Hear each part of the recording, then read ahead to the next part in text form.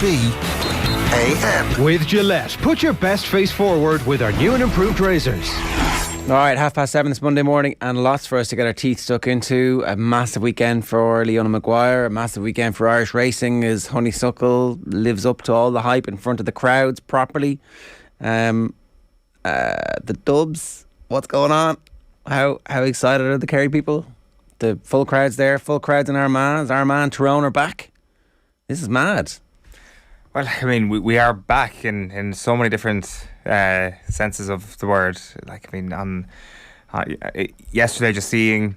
Now, it wasn't the orange Armagh jersey, but it was a nicer version of the orange Armagh jersey being wrestled to the ground and wrestling back with all those Tyrone players, which is just a beautiful sight. It was like 2005 all over again. The boom is back. We are back. Life is normal once again. You'll be delighted that Armagh and Tyrone are going to knock lumps out of each other before they get to Croke Park. Now, the Kerry are the best team in the country again. Mm-hmm. I mean... Are Armagh not the best team in the country right now? It's Armagh or Kerry, right? Don't tell me you're going to make Armagh. Armagh are going to leap 12 places in a week. Who had the stronger opposition, do you think, at the weekend? Well, James Donoghue thought that Tyrone were going to get relegated. He didn't say that about the Dubs. So I'm just going by him. Your lads are telling us that Tyrone are just back. The league is the league for Tyrone this year as All-Ireland champions. But the Dubs, on the other hand... Is this full-blown crisis? Well, it depends in what context you're looking at the season. If you're expecting Dublin to win an All-Ireland, then of course it's crisis. But I don't think anybody's expecting them to win an All-Ireland. I think people expect them to be a contender.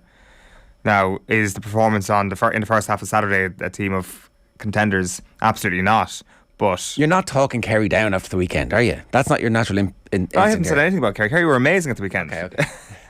Like, Kerry were absolutely brilliant. The question was around the level of crisis in the Dublin camp, and I just think that that's completely coloured by your view of how favoured they would have been at the start of the year. And I think after last year, they'd come back to the pack anyway. So we know this. We know that anybody can beat anybody on a given day. Obviously, the magnitude of the lead that Kerry had struck up at half-time on Saturday was extraordinary, and that was down to Dublin being bad as much as it was down to Kerry being good. But I'm not entirely sure if crisis is the right word for it. I just think that there is... Feels a bit like a crisis. It does feel like one, but I think that, again, you had to be realistic at the start of this year, and maybe we weren't realistic. Like, I tipped Dublin for the All-Ireland, and I've immediately changed my view of it after the first two games of the year, that actually you have to completely reconfigure how you're looking at Dublin right now. And it does take time. You've got to retrain your brain to, not expect, say, a 13-point comeback at the weekend, or not expect them to go and win every game in the league, or be in contention to win every game in the league. They're now one of the rest of the Division 1 teams, which means that they can be vulnerable to getting a pasting. What's Mayo next? In Croker. The timing of that fixture couldn't be better. Yeah. And Mayo have really struggled in that fixture against Dublin in the league over the last couple of years, haven't they? So it's obviously a revenge moment for Dublin after last year. It's going to be the same venue and all that. But again, is our analysis in the build-up to this match going to be coloured by what Dublin have done in the past? This notion of, Dublin always do take Mayo in the league. Well, it'll be interesting because perhaps Declan Farrell did say that some players will be back for the next game. The 2 weeks, they're going to enjoy the 2 week break because it might give them an opportunity to get some more bodies back. We'll see who's back. I definitely do think Armagh and Kerry have got Dublin at a good time.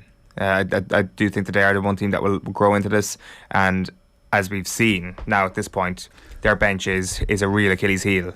They're starters. It's the starters that come back that are going to really make the difference for them at the moment. I know we had full house for the New Zealand game at the Aviva in November, but the city wasn't full of New Zealanders, and so the fact that there were Welsh people wandering around town all weekend, the fact that there were crowds at Leopardstown, as we said, crowds everywhere, and it looked like Tralee on Saturday night was great.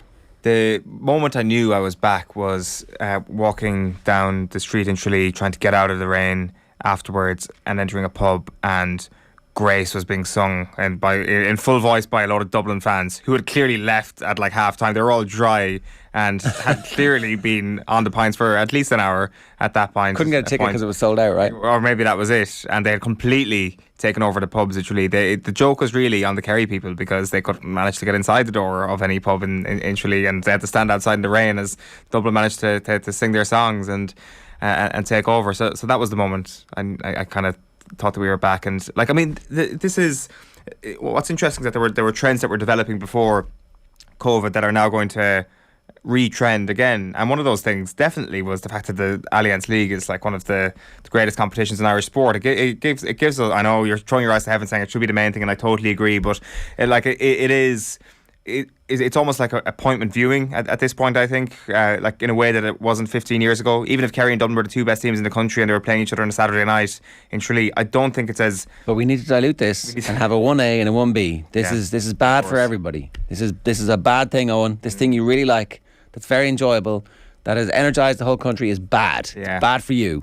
And you don't know, you're not educated enough to know that this thing that you love, that you feel great about, that makes everybody think, wow, this is amazing. You're wrong. Yeah. You're wrong. It's too good. It's too good, Eoin.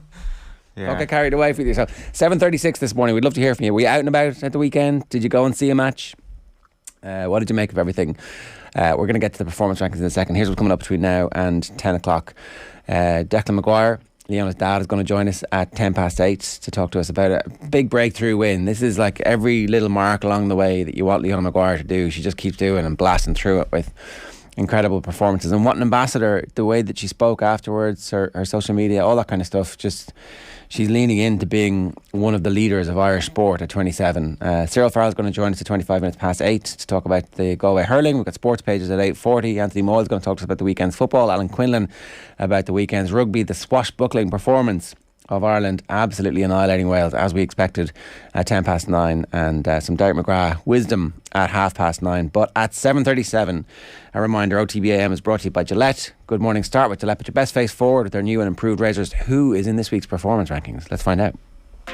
You know, that wasn't an All-Ireland winning performance. Probably should have won the game based on their second half performance. Is it a step too far to say it was the performance so far of the World Cup? Maybe not. OTB AM's performance rankings with Gillette. I'm scratching my head. That performances was just lacked that intensity. Bam. Okay, the way this works is we give away a Gillette starter pack for anybody who wants to get involved in the conversation. Somebody's in red, somebody's in amber, somebody's in green. You tell us what you want. All entries are allowed. I must say, the level of smugness coming out of you this morning is disappointingly lacking. You start with the red in the performance rankings. I should be more smug. You should be more smug. What's going to be in red in the performance rankings? Spoiler alert. It's going to be Wales rugby. Like, I mean, it is the only place to start when it comes to the bad this morning. Like, I may just move my microphone over to you at this point so that you have the floor. Oh no! What do you want to say? I feel sympathy for. Look, this was we should have done this to Wales last season, right? This was what should have happened last year, but we're a little bit. We weren't. I don't know. Would the red card have changed things if Mané didn't get sent off? I mean, we came back from that stage and led afterwards. So I don't know. But the other thing is, we probably should have put 50 on them. Is there an element there? And maybe if the weather's a bit better, we put 50 on them.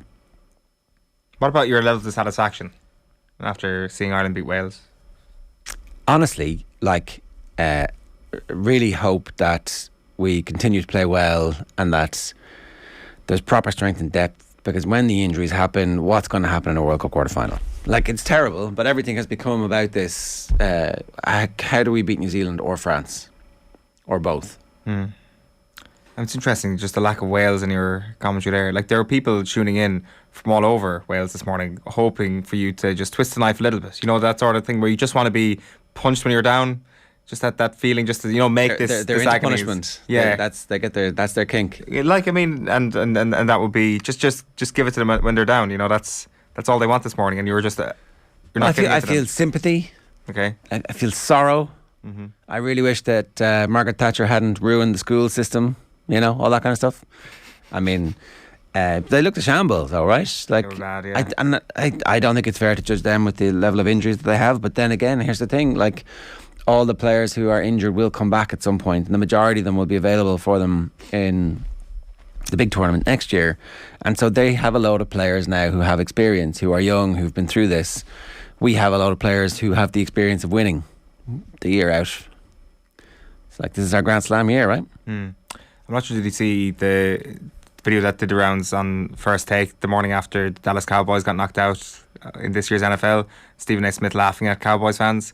Like, we should have done the exact same thing with you and Welsh fans this morning, but it doesn't feel like you would have been up for that had we actually come to the table. Well, I mean, if you'd sold it to me prior, I probably, it's not too late, you know. I mean, we should just have read the angry responses to our stuff from the last couple of I mean, years. it's not too late to go into the Wales Online article from last week and read There was the definitely some responses. people on Wales Online going, you know what, I'm a little bit concerned this might be true. Well, that is the thing, actually. I wasn't sure if we were being yerred or if there was actually a real level of concern. I guess you can't really argue with the fact that their injury list was full to the brim with Lions, let alone seasoned internationals. So it was always going to impact them a little bit. There was obviously deeper rooted issues in Welsh rugby that I guess you and myself had touched on last year as well, that we kind of seen that there was maybe a lack of light at the end of the tunnel. And that then kind of rears its head in a lack of depth and a lack of replacements when those lines do end up getting injured. Yeah. They don't have the strength and depth they need, the identity of the provinces that they are, the provincial teams, the franchises that they have has been completely diluted. Which, you know, is interesting. You kind of need to be careful about that, right? Yeah, and I guess there is this sort of intangible that we kind of point towards with Wales, that, you know, they would always be dangerous regardless of the position that they were in, and I guess that can only get you so far. I agree with the second point that you made there about Ireland possibly putting up more against them, because Wales were very, very bad, as in like it was historically bad, it felt, from a Welsh perspective. Chances are they'll get it right and they'll go deep into the 2023 Rugby World Cup. But as of last Saturday, they were a very poor side that Ireland came up against. Yeah, and the scoreline should have been greater for Ireland. And like, I do think that maybe is not something that Andy Farrell is going to be too disappointed about when he's trying to control the narrative ahead of Saturday. Yes, Antoine Dupont has come out in the last 24 hours and said Ireland are favourites for the Six Nations this year. I think he said that at the pre-tournament. Remember when we were doing our pre-tournament? Yeah. I think he said that at the press conference, and that they're only putting it out now, kind of type thing. So, so that's his line. That's the talking point. The talking point is Ireland are the favourites. But hang on a second, you just put in, you're the World Player of the Year, and also you beat the All Blacks in one of the greatest games we've ever seen. Like, France are favourites. There's no getting away from that. Yeah. And Andy Farrell did his best to put that ball back in their court as well. But I think that, like, I think that it was pretty clear for everybody to see that Ireland could and possibly should have put up a greater score. And I think it's just a lovely position for Ireland to be in, where they've got a bonus point win against one of their rivals, and there was still plenty to work on, and there was still this kind of realisation, and maybe this is a historical context to this as well. There's this realisation that bad days could be around the corner again. So I guess maybe that informs why you should be enjoying something like Saturday a little bit more. But at the same time, it kind of sounds a note of caution about maybe Ireland not being as clinical as they'll need to be in the games against France and against England, because let's face it, England will probably be a better side come the end of this year's Six Nations than they were on Saturday. Yeah, or England are using this as, again, the same thing. It's like, how are we going to find out about these players, put them in a crisis situation? It's a crisis now, let's see how they respond. Like, this is the year where England are traditionally rubbish. Yeah. And then they reach a World Cup semi-final or final. And they don't tend to not help themselves at times like this. I mean, like, taking off Marcus Smith in hindsight was a bad call by Eddie Jones, I think it's fair to say. He's getting slaughtered for it in the newspapers today. Yeah, the Harlequins coach has come out calling it a premeditated move. Yeah, he said the word premeditated like 3 times in 8 seconds. So it was like, I'm going to say this and I'm going to make sure you all get it, and then it becomes the headlines too. I guess premeditated in a coaching sense is not the word you want to hear. I presume when you're doing the coaching courses and it's like in-game management, do not premeditate is probably the last thing you want to hear. I mean, there's certainly scenario planning, but whether or not it's like, no matter what happens, if we're 50 points up or 50 points down, or if it's a really balanced game and he's playing excellently, I'm still going to whip him off. Didn't work anyway. No, and I guess Scotland have done England in back-to-back years at this point, but I do think that it'll be much better as this thing rages on, and that'll be because they've taken a couple of risks early in this year's Six Nations. But if we bring that back to Ireland, then I mean, there was, and I know Andy Farrell denied it was a risk before the game, but I definitely thought it was a tad risky, throwing Mac Hansen straight into things at the weekend, and it paid off handsomely. And pretty good, yeah. Deserving of his Man of the Match award. Just kind of like, if there was no numbers on the backs of the players, you'd be like, okay, who's this new midfielder? Well, I would have said Andrew Conway was the man of the match, to be honest. Yeah. Or, well, yeah. I mean, I thought that first finish was absolutely sensational. Pass, yeah. Hansen was, really good. He totally deserved it. Or you could have given man of the match to one of the front rows, like Porter. I thought the rip that Porter does was kind of like an NFL move that they scored. Was that Conway's try off? Is that where that try came from? I thought certainly in open play, Andrew Porter is leaning into being world class. You're like, okay, this is good. It's a good development. Like, I mean, it could end up being like stuff that doesn't materialise or doesn't last for the foreseeable future. But certainly on this show you've had people calling Tadhg Furlong the best player in the world, and I think Fiona Hayes was yesterday saying that Andrew Porter is the best loose head in the world. So like, I mean, that is the conversation that is happening around these two players in particular. Not like us to get carried away as a nation, but yeah. That's what I mean. It may not be like France are favourites for that game, by the way. Right. And that's no surprise. That's no surprise. Like, I mean, that's right, isn't it? Yes, it is. France at home should be favourites. France are a better team than us at the moment. We'll see what happens. Will we move on? Yeah, go. Brendan Rodgers in the red as well this morning. They lost 4-1 to Nottingham Forest yesterday. Played a relatively strong team. Leicester-Nottingham rivalry obviously is something that's relatively fierce. You had Forest thump as depicted on the back of the Mirror in the Star this morning. A fan running on to the pitch, punching a Nottingham Forest player, getting a lifetime ban from Leicester City. Also England fans-esque behaviour from Leicester fans in Nottingham. Forest thump there. It works both ways, because Forest thumped Leicester and the fan thumped a Forest player. So you see that? It's like, that's the half of the morning. Oh, 100. That's the type of thing. The guy's sitting back smoking a cigar going, my work here tonight is done. I'm not doing any more sub editing. I got Forest thump, lads. Off you go. It's the tab of the month, really. And you had like garden furniture being used as projectiles in a war between the fans before the game as well. Something that looked like a Costa coffee was being filmed from within as men in hoods grabbed steel chairs and threw them at the windows, which was kind of reminiscent of Marseille in 2016 or something like that. Yeah, or was it Man United Leeds last year? Yeah. So that is something that definitely happened. But on the pitch then, Leicester City were bad, very, very bad. They had more possession, but they didn't create anything. Nottingham Forest created more chances, were more incisive. Brendan Rodgers apologised afterwards. You come into a derby game looking to win the game, and he apologised for the lack of authority, aggression, the strong mentality, questioned the hunger in his team. That he's seen some worrying signs now, and obviously they play Liverpool on Thursday. And I mean, can a manager's stock fall and disappear so quickly, just like that? Or don't you have enough credit in the bank for what he did over the last couple of seasons? Not to get the Man United job or to be talked about any of those jobs at the moment. He was right there for one of those jobs, and then it disappeared. A puff of smoke. I would say that puff of smoke probably came through when they go through his Wikipedia and realise that he is a former Liverpool manager. And given what happened to Rafa Benitez at Everton, I would say that position is just hardened at Manchester United, where they're like, this can actually turn sour pretty quickly. Yeah. The question I would have around Brendan Rodgers now is, will he regret snubbing Newcastle United earlier in the season? Is there a world where in 12 months' time Newcastle are ahead of Leicester City in the Premier League? Oh yeah, absolutely. Well, with the money they have, absolutely. You would. Maybe it doesn't happen straight away. Maybe they've got the wrong manager, but it's not. I mean, it's certainly on the table, right? Yeah. I mean, they're 10th at the moment. Yeah.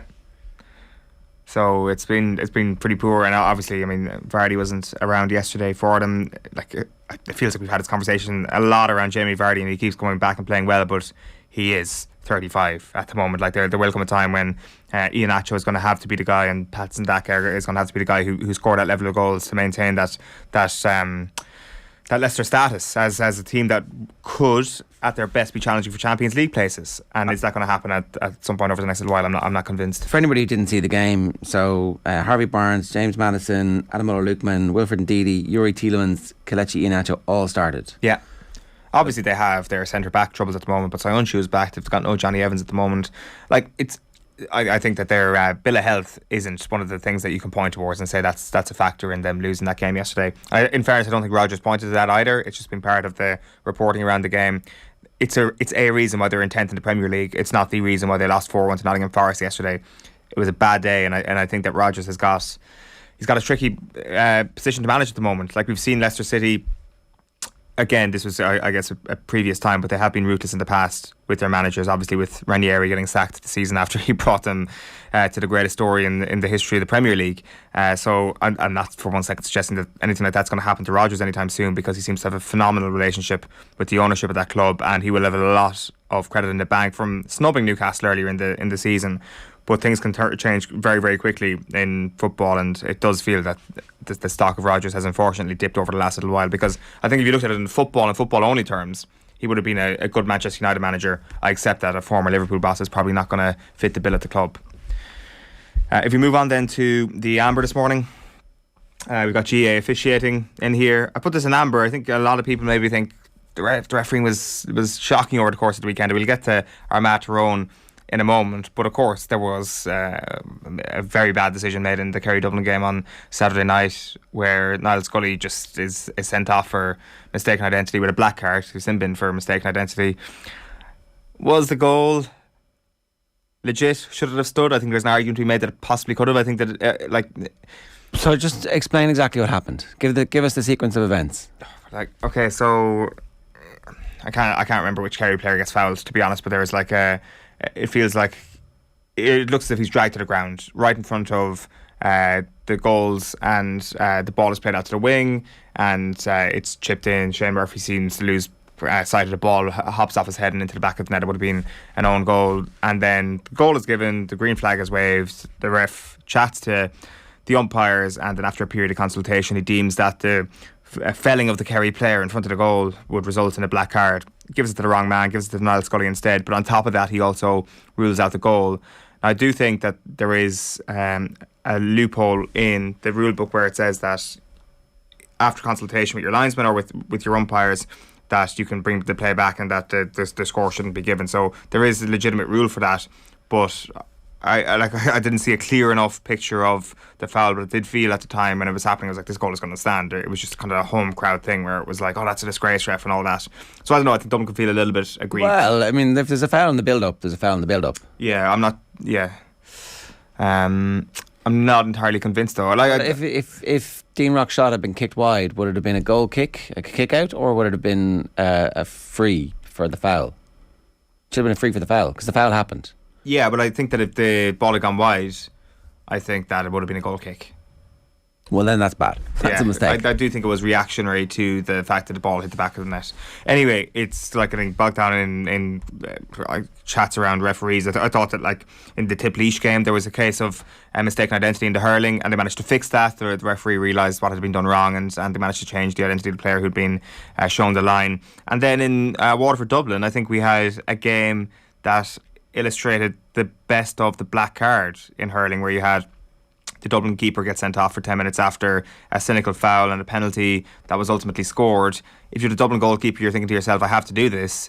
And if you're the Waterford attacker, you're like, okay, that's my reward for that foul. It kind of is the perfect balance, and it's not encouraging any cynicism, but you realise what you're going to do if you make the cynical foul. There's also the situation where they bring on Nolan to come into goals, so you're essentially using two substitutes in that moment to take off one of your players and then bring back your keeper back on when the sin bin is over. So or you just leave the keeper on as the case may be. But so that's another little interesting quirk in it. But that's just kind of the subplots of the officiating weekend. The big thing obviously was yesterday in the athletic grounds. David Goff sending off 5 players in one fell swoop in a remarkable moment of refereeing. It's hard to know. No, the thing is, by the letter of the law, it seemed that it was the wrong decisions, wasn't it? Because I didn't see any strikes, I didn't see any. I didn't see 5 red card offences. Wow. In the moment. Yes, it was unsightly. And Are there was you a lot allowed of to headlocks. wrestle people like? You're not allowed, but you're not sent off for it. But if it's done with extreme malice, like What? How do you define extreme malice? like dangerous violence. play, violent conduct. What's the GAA equivalent of violent conduct? Yeah, like there was. Yeah, it definitely. Like, I mean, it was quite fitting because all these Armagh players in particular at the moment looked like UFC middleweights, and I did feel that this is what we were seeing on the side of the pitch yesterday. There was something kind of fitting about it all, but I did feel that If he'd sent 4 off from both sides, would that have been more correct? No, it's nothing to do with The unfairness of it all. The unfairness of it all. Like, I mean, he saw what he saw, and clearly there was obviously some takedowns that involved like a neck roll or something like that, which is really dangerous play. There's no getting away from that. So that's obviously what I think he saw. But when I watched the footage back, it did feel as if there was a lot of kind of like headlocks on the ground and a lot of kind of like pulling to the ground. none of which would constitute red card offences. Maybe we should make them red card offences. There's a Twitter account, unofficial GAA. Some firmly believe headlock and chokeholds are part of the game. It'll be a sad day when it goes wrong, but some are okay with that too. There is definitely an acceptance that you're allowed to get somebody in a chokehold. That's fine. Yeah, you can grab somebody by the neck and yank it around. Like, are people unaware that the neck is not a very secure thing? It's not like your arm, and if you break it, it doesn't really fix. Is it? But it seems to be grand. Like it literally is. I've never seen some. It's the manly thing to do is to wrestle somebody by the neck. Yeah, I haven't seen too many people sent off for it. In a sense, David Goff took the law into his own hands yesterday, and the outcome may be a positive one. That if players are thinking to themselves, well, there's a serious chance of me being red carded for this, what are they going to do? They're going to stop doing it. So sure, what'll happen is the red cards will all be rescinded, and we'll go back to being able to do whatever you want. But then a brawl like this will happen. Well, no, I was going to say a brawl like this will happen earlier in the game. They tend to break out later in the game. You obviously have the situation of players pulling their opposite man down and getting him into a headlock late in the game to delay the play, and you're going to take the red card at that point potentially. And what about the mini brawl in the was more handbags, or was there something similar in the Dublin Kerry? I need to kind of watch that full thing back. It felt like it wasn't overly significant, but I would maybe guess that Kerry could have started that one. I did feel that there was something about Kerry on Saturday night where they were willing to start a fight, and it was interesting because I think like that John Fogarty piece in the Examiner last week about Kerry not having enough badness to win in All Ireland, I think was definitely true. I'm not sure were they reading the piece, have they been working on it, but definitely at the start of the second half, Dan Donoghue, the new player they've got in this year who's been outstanding, was marking Dean Rock, and he goes straight over to Dean Rock before the whistle is blown and just starts shoving him, just takes the fight to him straight away. Dean Rock is bigger than him, stronger than him, shoves him back and he sends him 10 yards backwards. But Dan Donoghue keeps shoving him, keeps annoying him, keeps pestering him. The sort of stuff that if Armagh or Tyrone were doing to your team, you'd be really annoyed with the Armagh or Tyrone player doing that. Again, it's a tiny sample size, but hopefully that's... The crowd in Tralee were like, yeah, you're sucking to him. There wasn't actually, it was just kind of in the corner that I was kind of watching it. I was like, fair play to you, Dan Donoghue. You're half his size and you're doing that. The violence is great when it's your team perpetrating it. Everybody else can get a red card, please. Somebody slid into our DMs to say, safe to say the GAA are in the red tomorrow. The cash cow of Dublin fitting Croker looks less and less likely this year. And then the scenes at the Tyrone match. Dubs in the red, obviously, too. Green for Ireland Rugby and Leona Maguire. Orange for the FA Cup. I think that the Dublin supporters are more likely to go to more Dublin matches because there's a chance they're going to get beaten.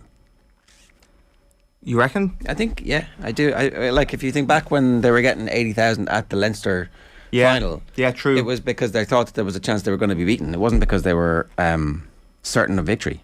So we'll see. Yeah, that's good. Yeah, that maybe is, the Dubs fans are completely fair weather, but I actually expect there to be a much bigger crowd at the Mayo game than there would have been.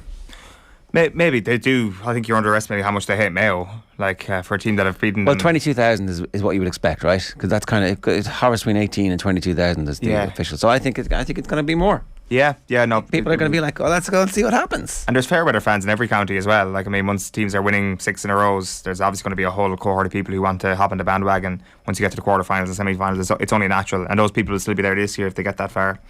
We should move on to, just to mention on that, Tyrone Armagh being back as a rivalry is one of the great stories of the last little while. Football needs it. It'll be like 2005 all over again potentially this year, and it will be an absolute travesty if we don't get Tyrone Armagh in the championship at some point this year. There's a strong argument to be made that they are the two best teams in Ulster, so it should happen. But Donegal and Monaghan and Derry will all have something to say about that. We've got to fly through these because we're really late. But Shane says David Goff's performance deserves a mention in the rankings. Yeah, but where do you put him? Do you put him in green or do you put him in red? I think it depends on what you think is the right thing to do. Good morning, lads. Imagine now if the All-Ireland was tied to the league positions and bottom two wouldn't qualify. Says Shifty Lad. The championship would be on, baby. Imagine. Every single match from this point forward would be like an absolute... It would be dynamite. But no, we can't have it. David Goff should be in both red and green. Red because it was a mad decision, but also green because it was a mad decision, says Brian Dillon. Lads, the Irish team had less caps than the Welsh, so while they had injuries, ours was younger, which is just as exciting. Although, agree, we do need to develop some areas such as half-back depth, says Matthew Rye. And Eddie Jones deserves to be in the red. Marcus Smith with a Johnny Sexton-esque performance hauled off when England needed him most. That's the thing. Like, do you think maybe somewhere deep in the dark recesses of Eddie Jones' mind, he's like, nah, this is too good. It's too soon. Putting down too much tape. Exactly. You're a year too early, Marcus. We know what you can do, George Ford. Off you go. Go on. Slaps him on the arse and it's like, oh, we lose to Scotland. Second time in a row since the first time this happened in the 80s. This is a disaster. Yeah, I get your money on England for the 2023 Six Nations and to make a 2023 World Cup final, I think. If we move on to the green this morning, a couple of things here. Firstly, just to quickly mention Sadio Mané, who has to go into the green this morning. Won the Africa Cup of Nations for Senegal last night, scores a winning penalty, missed a penalty in normal time, and it was one of the worst finals in a major tournament you're ever likely to see. Egypt have completely shithoused their way through the entire tournament, and it was a win for football that they were beaten in the final. The ball was in play for 40 minutes and 26 seconds in normal time, which is not very good. To put that into a bit of context for you, they left the pitch at the end as well before Senegal represented their medals, just to truly fit out the bill of being villains, and then to cap it all off as well. Mo Salah doesn't even get the opportunity to take a penalty, leaves him as number 5 on the list, the same as Cristiano Ronaldo against Spain in Euro 2012. After Portugal had done a great job of nullifying Spain for 120 minutes, they leave their best player as taker number 5. Now the thing is, Senegal also left their best player to taker number 5, and the story went totally in his favour, where he emphatically dispatched to the back of the net, and it was a great penalty this time. The penalty he missed in normal time was interesting because Salah tells his goalkeeper which way to dive. He's obviously been watching Mané take penalties in Liverpool training, and like Judas kissing Jesus on the cheek, tells his goalkeeper which way to go. Yeah, I would have put Honeysuckle in the green this week. This is the Daily Telegraph, right? So, we know the Telegraph, long time supporter of Ireland generally in all things, everything, like a big Irish. They love Ireland, the Telegraph. 2 pages. One page is Leona Maguire and the other page is Honeysuckle and Rachel Blackmore. That's like a double page spread of Irish women's success. Pages 18 and 19 in the sports section of the Daily Telegraph today. So Leona Maguire is in 100%. I mean, fitting that she won the Drive On Championship at the weekend, the most Irish sounding name in any golf tournament. And listening to Leona Maguire afterwards, you don't overly get a sense of the magnitude of what she's just achieved when you listen to her and the tone of her voice after she's clearly elated. She's clearly absolutely delighted when you look at her body language. But I just kind of heard it on the radio yesterday before actually watching some of her post-round interviews, and it is just that constant level-headedness that has been a big factor in getting her to this point. You suspect the fact that, I would say, on the flip side of things, and during her disappointing days, you wouldn't have been able to hear an overt level of disappointment in her voice either. And just that sort of, she even said it herself yesterday or on Saturday, that her planning has been meticulous. Her career has been meticulously planned, staying in the amateur ranks for quite some time to perfect certain areas of her game, getting into 2021 and having a stunning year where she obviously has that 61 at the Evian Championship, and then the Solheim Cup, where there is this massive arrival of Leona Maguire, I feel anyway, into the Irish public consciousness. That can do, I suspect, strange things to the psyche, where you're like, wow, what a year. I'm going to go and enjoy Christmas and attack next year. She doesn't really enjoy Christmas. She's out on Stephen's Day, from what we're hearing, on the range, and morning, noon and night she is out there on the practice greens, bringing a level of work that her coach Shane O'Grady has compared to Padraig Harrington over the last little while. And Padraig Harrington, his big thing was, I know I'm not as talented as all the other players on tour, or some of the other players on tour, but I'm going to work my ass off and work harder than them, and that's going to lead me to the promised land. And that's exactly what Leona Maguire has done as well. She's going to win a major at some point over the next little while. A fantastic story that she got her first win, because she said herself that was the one thing that was missing from her 2021. Alright, we're going to talk more about Leona Maguire in just a moment, but that is this week's performance rankings. OTB AM's performance rankings with Gillette. We're actually going to speak with Leona's dad, Declan, next. Stay tuned. OTB AM. This is OTB Sports Radio. The Six Nations Show on OTB Sports Radio. Excuse me, that's a bit offensive to us because we're Welsh. You could just keep your own opinion to yourself. It's spinning! Updates, analysis and opinion across all OTB channels from start to finish. Gone on it! I've never seen a team like Ireland before. The Six Nations on OTB. Don't miss a moment of the action. Subscribe to the OTB Rugby podcast feed on the OTB Sports app now. This is OTB Sports Radio. This podcast, I tune in pretty much every week. It's just great exposure for everyone. Keep up to date with the latest WSL action and the biggest interviews. The FA said that they were going to significantly increase the prize money. Subscribe to the Koi Gig podcast stream on the OTB Sports app now. OTB AM. With Gillette, put your best face forward with our new and improved razors. It's incredible to be the first Irish person and to show that it is possible from a girl from a small little town in Ireland to be able to compete against the best players in the world and be able to win on the LPGA. All right, I'm delighted to say Declan Maguire is with us this morning. Declan, how are you getting on? Great, Tommy. Good morning to you too. It's Ger and Eoin here as well. Can I bring you back to after the Solheim Cup? We chatted after that, and your level of excitement at that stage was huge, and the whole country's was as well. Eoin's just made the point that that was kind of a coming out party. Just to that level where now people are going to be following every step of the way. There was just a natural kind of expectation that a win is going to come. But at the same time, the psychology behind that and the ability to maybe just rest on your laurels is something that most sports people are going to have to battle. Pardon me. It didn't seem like that was ever... There was no sense of that at any stage from Leona, that she was going to rest on her laurels, that this was her time to kick on. No, definitely not. You know what I mean? So, the marathon runner there, that world record holder, his view is, if you climb to one branch, then you reach for the next one. And I think Leona has the same philosophy. It's, she raised that hand at the end. It's, it might be the first win, but Leona's already looking to get another win behind that to back it up. She's not going to rest on any laurels. She will celebrate. She'll enjoy herself. But she wants now to back that up and get back into, when she gets home next week, she'll be back with Sheahan, back with Joe, back with the whole team around in the Sports Institute, and she'll be looking to get to the next level, next branch of the tree. The other aspect, so there's two parts to that. One is just the competitive drive and the ability then to deliver on the competitive drive and the ambition, and it's all being perfectly managed. But the other side is the personality, where she's clearly embracing the fact that she is a leader. She's conscious of the fact that there are young girls all over Ireland and young boys all over Ireland watching somebody from small town in Ireland succeed. Even the tweet last night about can see, can be, like, that whole movement is something that she's been very happy to be part of, which we don't often see from sports people. They're not conscious of the fact that they're role models, or they try and keep it at bay because they don't want the responsibility of it. She's definitely leaning into that. Yeah, no, she's comfortable with that because she knows herself, she got a lot of help along the way.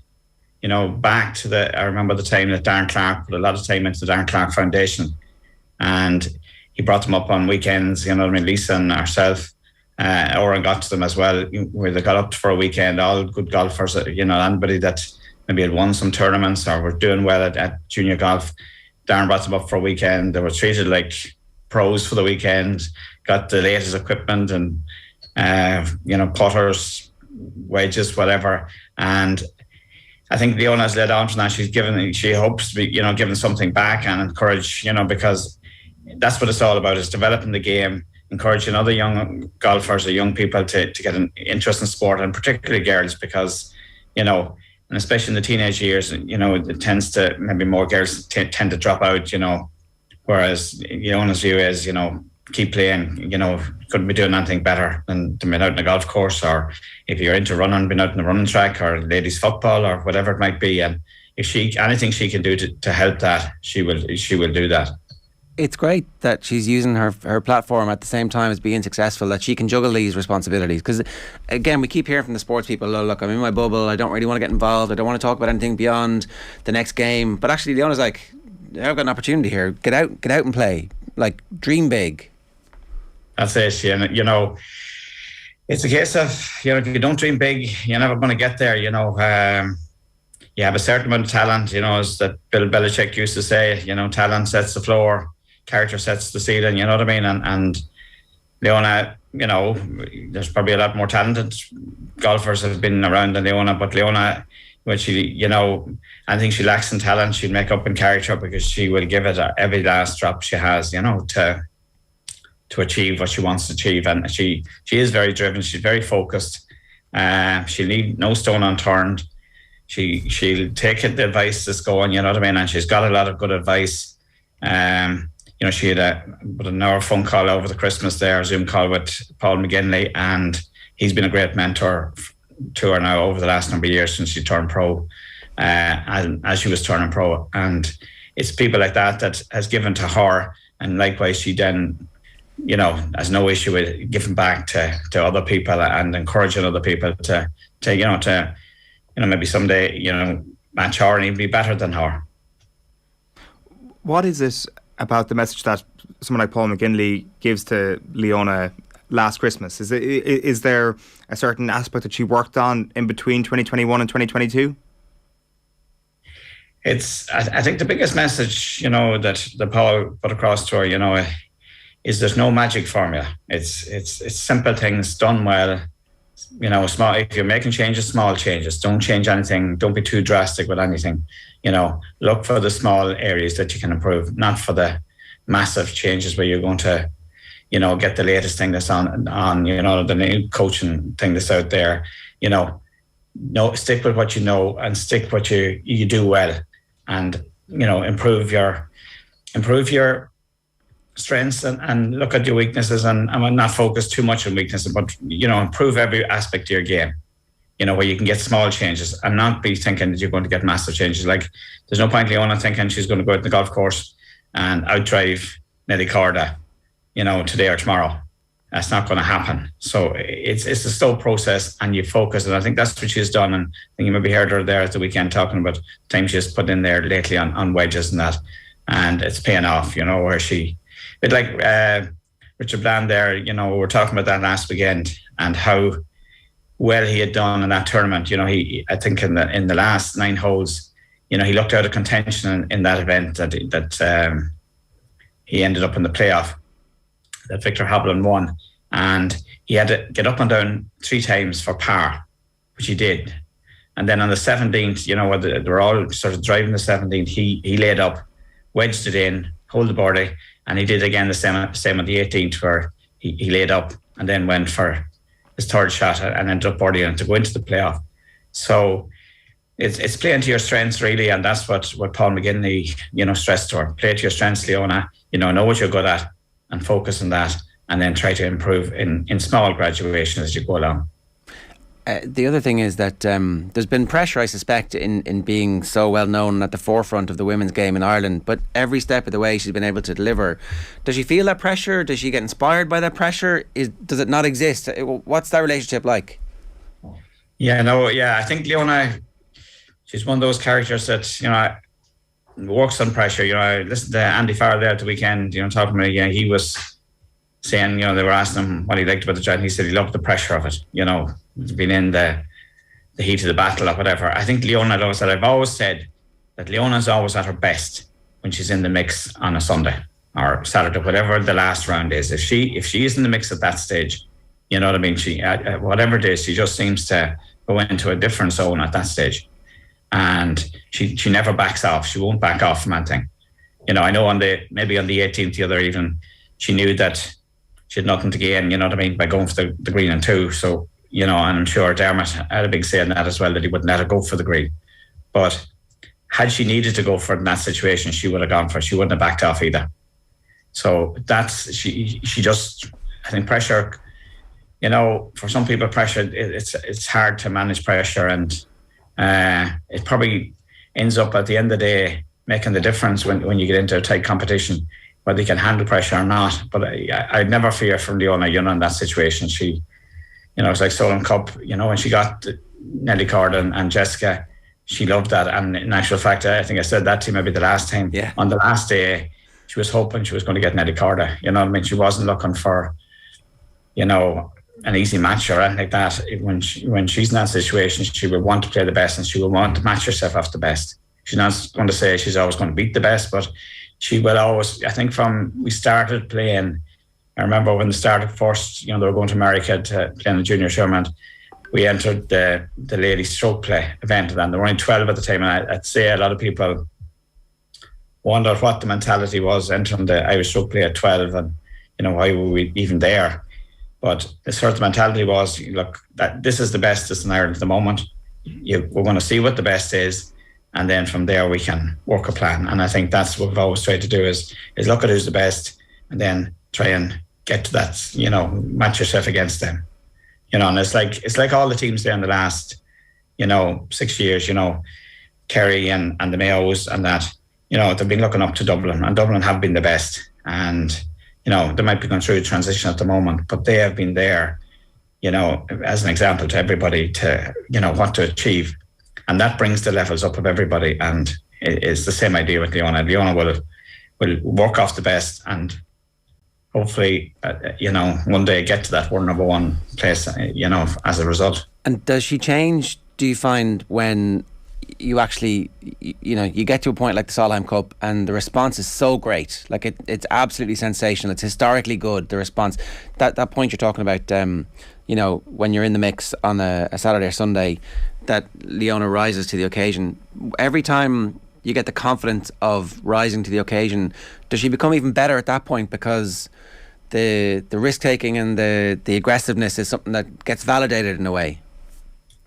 Yeah, that's it. I think it's a huge confidence thing to her. And the Solheim Cup probably gave her that really self-belief that she can compete with any of them.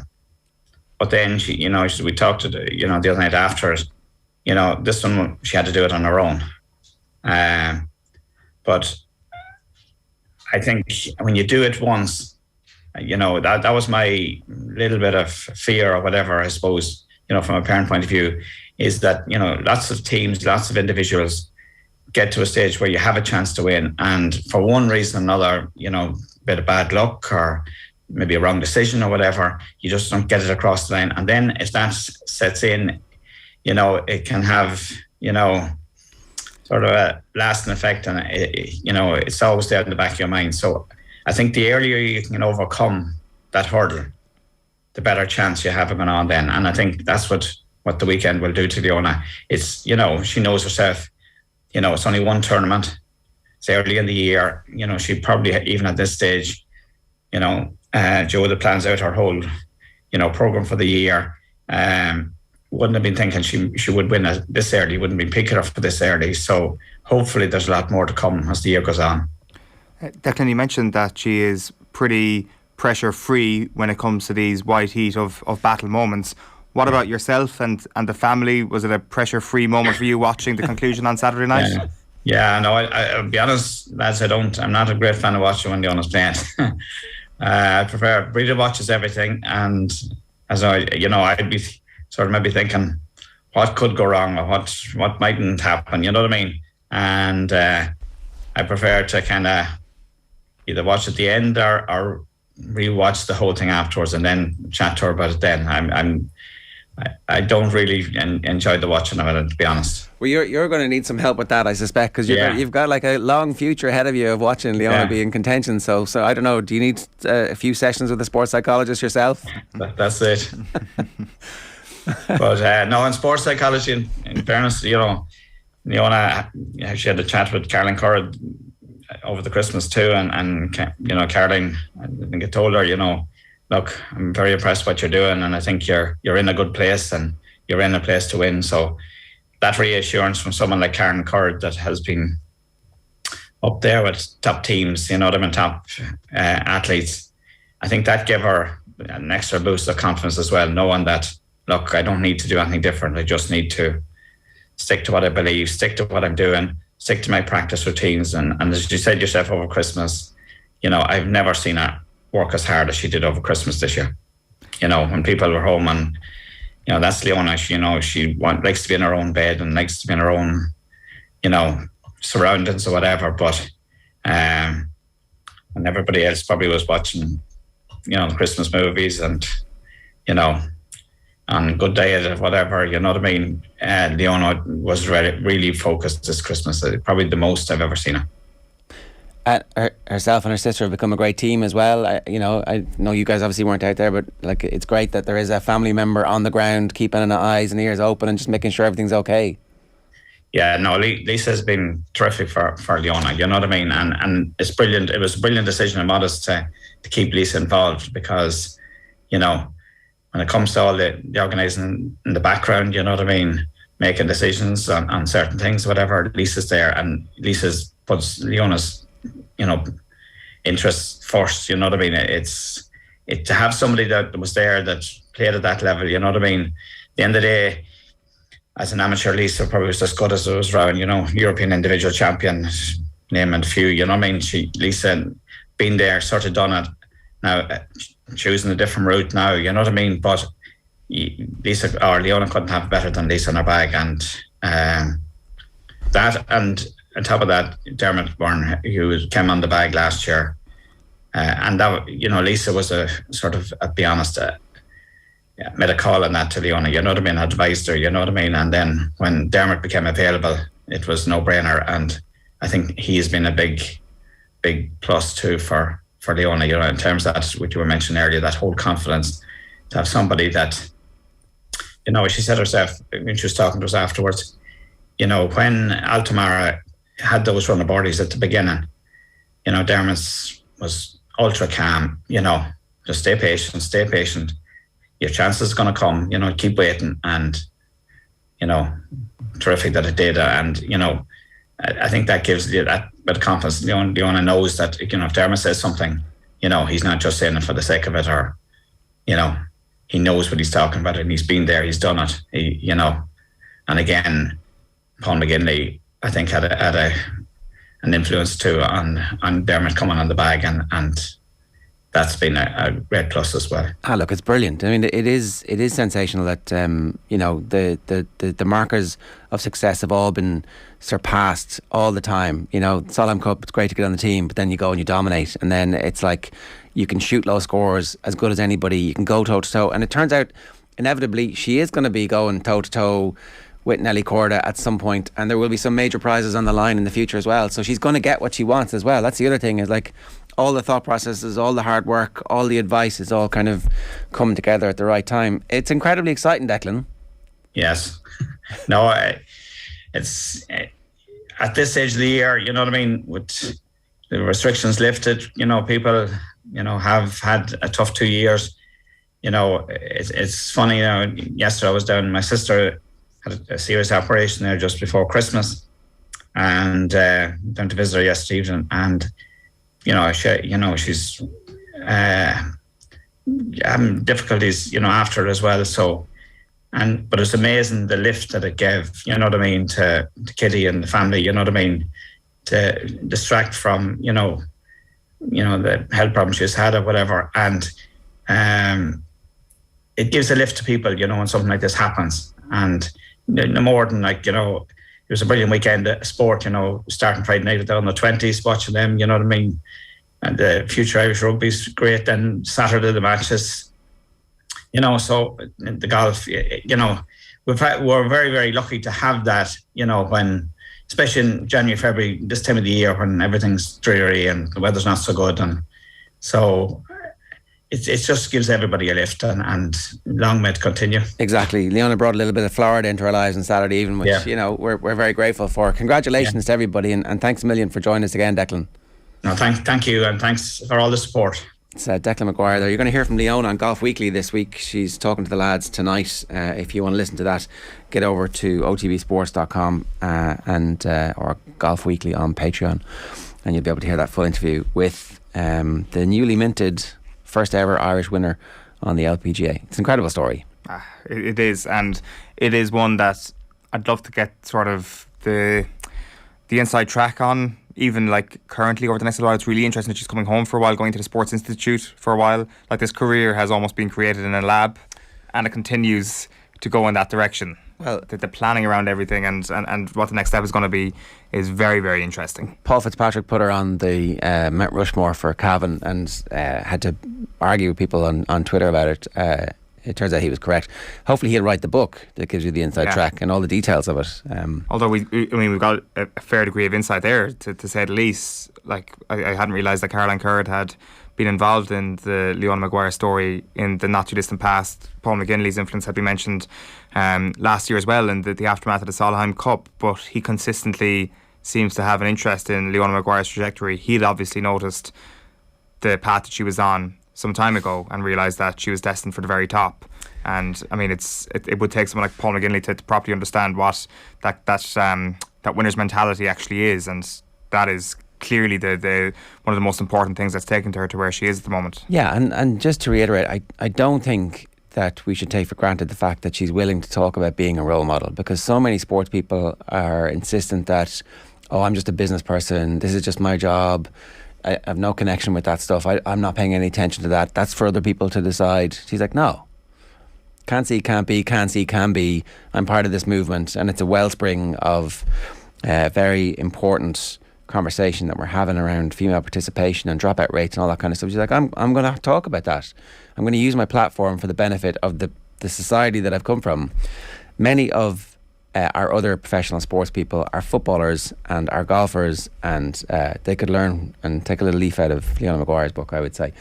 OTB AM is brought to you by Gillette. Good morning. Start with Gillette. Put your best face forward with their new and improved razors. It's 25 minutes past 8. If you want to get in touch with us, we'd love to hear from you. You can WhatsApp the show 0879 180 180, or of course you can always get us on Twitter at OffTheBallAM. Plenty of GAA coming up next on OTB AM as we focus on the inter-county action. We also had the intermediate and junior club hurling and football finals at the weekend. Naas beat Kilmoyley 16 points to 111. Mooncoin 22 points, Ballygiblin 118. Kilmina of Mayo 11 points. Guineguilla of Kerry 1-6. And Streelstown Brian Oakes from Derry beat Trim 3-14 to 2-5. Dahi Boland was in Croke Park for us on Sunday for the football finals. Here he is talking to Streelstown manager Hugh McGrath on who the club is named after and why they've retired the number 5 jersey.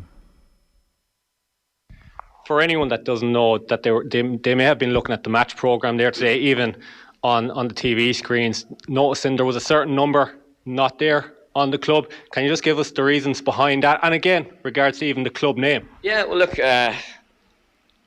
years ago, a young guy that meant a huge deal to us, who would have been captain of that team today, no doubt whatsoever. Brian McKeever passed away.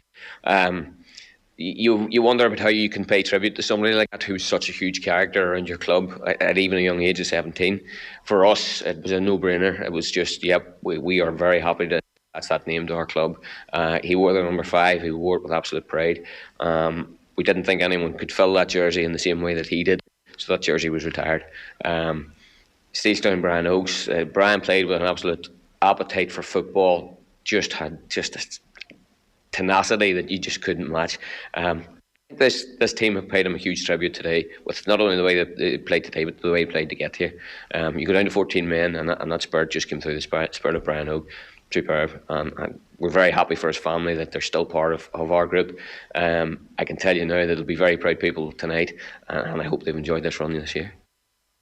Hugh McGrath there speaking to Dahi Boland in the aftermath of the game yesterday. Very emotional, and obviously those club matches, again, some incredible stories emerge from them every season. So, it's great that they got the opportunity to play those games in Croke Park, and maybe we get to a point where the stories get the full excavation that they need. 28 minutes past 8 this morning here on OTB AM. A reminder, it's brought to you by Gillette. Good morning. Start with Gillette. Put your best face forward with the new and improved razors. We've got Cyril Farrell with us this morning. Cyril, good morning to you. How are you? Morning, how are things? Yeah, good. Well, we start with Galway. Obviously it's very early, but encouraging signs. Plenty of goals scored anyway. Yeah, would you believe goals scored and goals missed? Would you believe? But Conor Whelan was on read form yesterday, showing he's a top class player. And he tremendous off the defence. Not alone what he scored, he made a lot of great scores. He was on top all through. It was good to see the likes of Dahi Buck back, full back again, and Gareth McInerney kind of got a wonder goal, travelled from half back, lined the whole way up, and everyone thought he was going to pass. And I said to be fair, the Offaly defence to two, and it seemed to open up like an ocean. He kept going and just kind of, a lovely little flick into the net. But overall, Galway will be happy. Now look, Offaly aren't at that level yet. To be fair, they've skipped, they kind of skipped the league here, so they're playing above what they should be playing, and they're probably going to get a lot of beatings on the way. So it's important that they kind of keep their shape and keep positive, because it's hard enough to take these beatings every weekend. Gerard McNerney doesn't usually get on the score sheet, Cyril. No. He got a goal in the point, actually, and it was very funny. The young lads at the match, every time he got the ball after that, was saying, go on your own. They wanted more excitement, but usually wanted that. But the half-backs were attacking, like they were well on top. Joseph Cody was midfield again with a new guy, Ronan Glennon with him. They played quite well, they'll be happy enough, but they'll find out better where they are next weekend against Limerick. You mentioned the influence of Conor Whelan there. I mean, it does feel that maybe some of the noise around him has cooled a little bit, just because all the noise has been directed towards Limerick over the last little while. He's still like an unbelievably young man and has shown great class over the last couple of seasons despite Limerick's success. But where is Conor Whelan? Where does he rank in terms of inside forwards playing the game at the moment, Cyril? I suppose at the moment, I think he's one of the best. He's very strong, very, very good to get his own ball. He's not a type like you could have ball past him, but he's had to win his own ball high or low, and he's very aggressive, very kind of low trajectory down near the ground. Now he's a strong guy, but very, very strong down near the ground. Great to get possession, gets impossible angle scores. At times he takes them from impossible shots, so when they go over, everyone is happy. If they don't go over, of course, everyone's kind of giving out saying what he's trying, but he has that ability. He's as good as anyone around on the inside line at the moment, and maybe stronger than most. And for Sheahan, obviously, he's going to be a key player. You need to build a style of play that gets the most out of the available talent. It's very early, again, as you said, we've got to take the fact that Offaly have skipped the league, as you said. What are the patterns of play that are emerging? Because it does sound like he's kind of the prototype Kilkenny forward that Sheahan will look for. Yeah, well, I'd say Sheahan is trying to get you can see that he's trying to build up the middle for a start, all big men.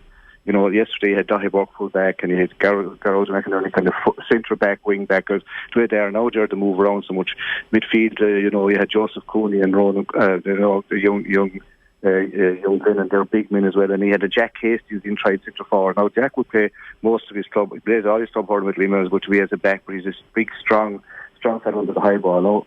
Now, he had a good first half, kind of faded second half, but you can see what he's trying to do. It's more or less build with strength up the middle. And Henry would be like, say, from the Cody school, he'd expect everyone to be able to win their own ball. Okay, he likes to pass them, but you have to win your own ball first, and you can see that kind of coming into the play.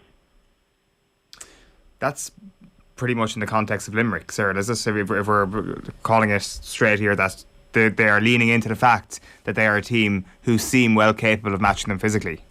Well, yeah, like that. Yeah, that's the they're the template now. I suppose really they're the benchmark. Even though I'd say they got a surprise yesterday. It was a great lift for Wexford after being hammered the week before by Dublin. But just shows you the mantle of champions. It's hard to win every game. But that won't worry them, because early in the year they'll still be hot parents all iron. But people are beginning to show what you have to do to beat them. What is that, do you think? Well, I think first of all you have to, you can't give them easy possession. You have to fight very, very hard on every ball.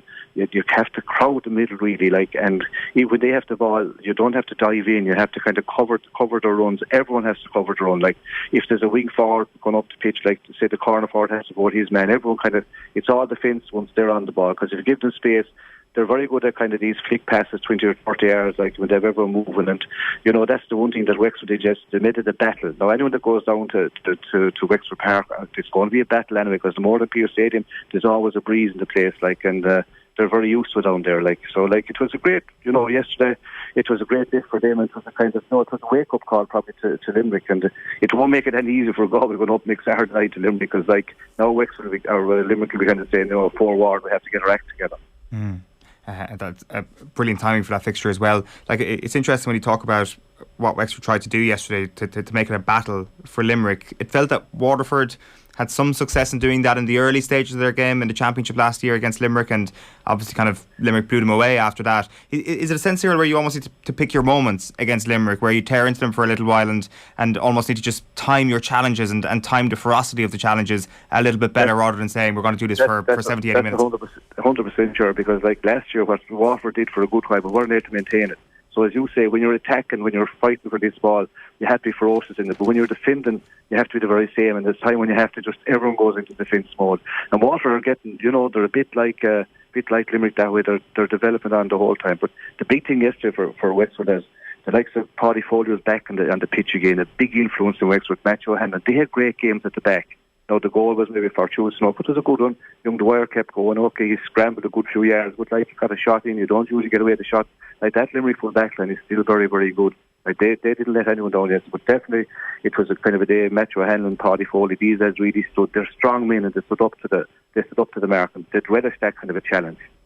Limerick, if you think back to last year, they had a narky enough league. They were getting in scraps, they were getting in fights, they were losing games, they were winning close games. There was red cards, there was some red cards that weren't given last year. That's kind of like, that's in them now in the league. Do we run the risk of reading too much into this, or is this actually? Yeah, look, you can't read during this time of the year. Like, you're doing well to keep warm, and certain players will be up. That was a big. No, it was a big for Limerick. It was a big game for Wexford yesterday, especially after kind of failing to perform against Dublin. Like, Darragh Egan, the new manager, and he wouldn't, whatever about we beaten, his performance, like the lack of fight the day against Dublin, I'd say was alarming to him, and he made sure that definitely was going to happen yesterday, no matter what else happened. That they were going to kind of, die with their hearts, kind of pump, and they were going to pump it into everything. They treated that game more like a Leinster final or an All-Ireland final, whereas Limerick were just going down to play. And maybe Limerick would good fuel. They don't that many new lads, but maybe they'll begin to believe the hype about themselves, which can be a very dangerous thing. But I believe they've got the surprise or the shock in time to rectify all that. What about the depth of this Limerick team, Cyril? Do you think that there is enough there? It's impossible to avoid the comparisons between Limerick and the great Dublin team, and the hallmark of that Dublin team was the substitutes that they could bring on that were just as good as the lads coming off. Do Limerick have that same level of depth? Well, they tried a few yesterday, like Eoin Coughlin's a good hurler, wing back, and O'Neill up front is a good hurler. But you see, it's hard enough to, they're playing colleges hurling now at the moment too. Like, they're playing freshers, them two guys. It happens with UL. But they are good hurlers, and there's other lads there, the French players there. There's a few from the Purshik who aren't on the panel at the moment, but I expect to get back on again to David Dempsey, these guys. They're still good hurlers, and they're strong. They've been around the clock. But look, Limerick, they'll try to avoid injuries, and when they have everyone back on song, they're still the team to beat. Like, they're not going to be gone overnight. Like, they'll take this in their stride, and just to kind of use it as a learning exercise. And it's for John, for Kiley and Kinnerk, it's happy hunting ground for them, because there's something to work on again. That now, look, lads, this was happened. Don't mind the papers or the pundits. There's all the praisement that you have to get down to work. So that's what they'll be doing. I'd expect them to bounce back. This weekend's kind of an early marker then for Galway potentially, Cyril.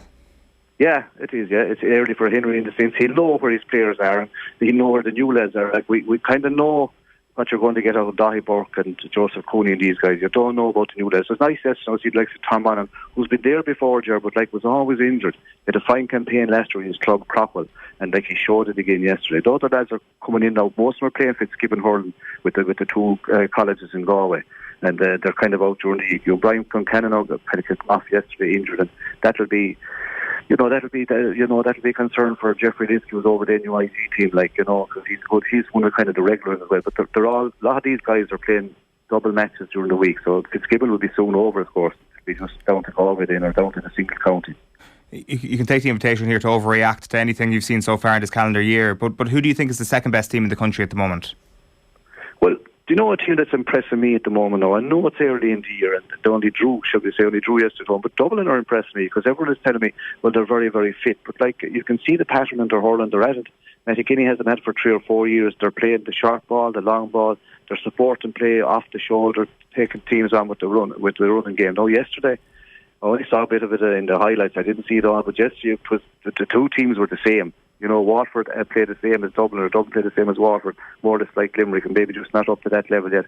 A great game. I expect, to me, so far, at the start of the season, Dublin has been the team that has impressed me in the sense that it was a big thing yesterday not to get defeated, that they got the draw, and they're kind of going about their business every day, and it'll be interesting to see can they maintain this during the year. If they can, they're going to be the dark horse, especially in Leinster. When I say dark horse, to me now, they are playing well enough to be contenders for anyone. But they're still new on the block, because people expect them to be very fit this time of the year, and then it comes down to the real hurling that they won't push through. But maybe this group are a bit different. They're a good few years of Matty Kinney, and you can see they all know what one another is doing, or trying to do anyway. Cork obviously need to overcome the ghost of what happened to them in the All-Ireland final last year. No better way than to rack up a big score.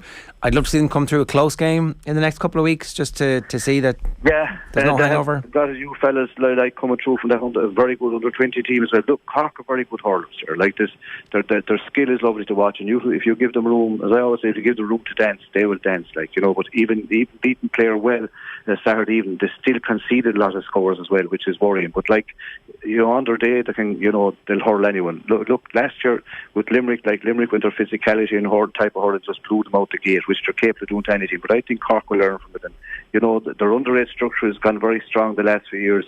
So, like, it's bound to come through eventually. Like, and, you know, they don't need much to give them confidence in Cork. Like, they'll be, you know, even getting beaten, to be fair to them, they'll always stick to their own. And they're confident in it. A win or two in the right places. But, like, Munster is tough, sure. Like, the championship in Munster is very, very...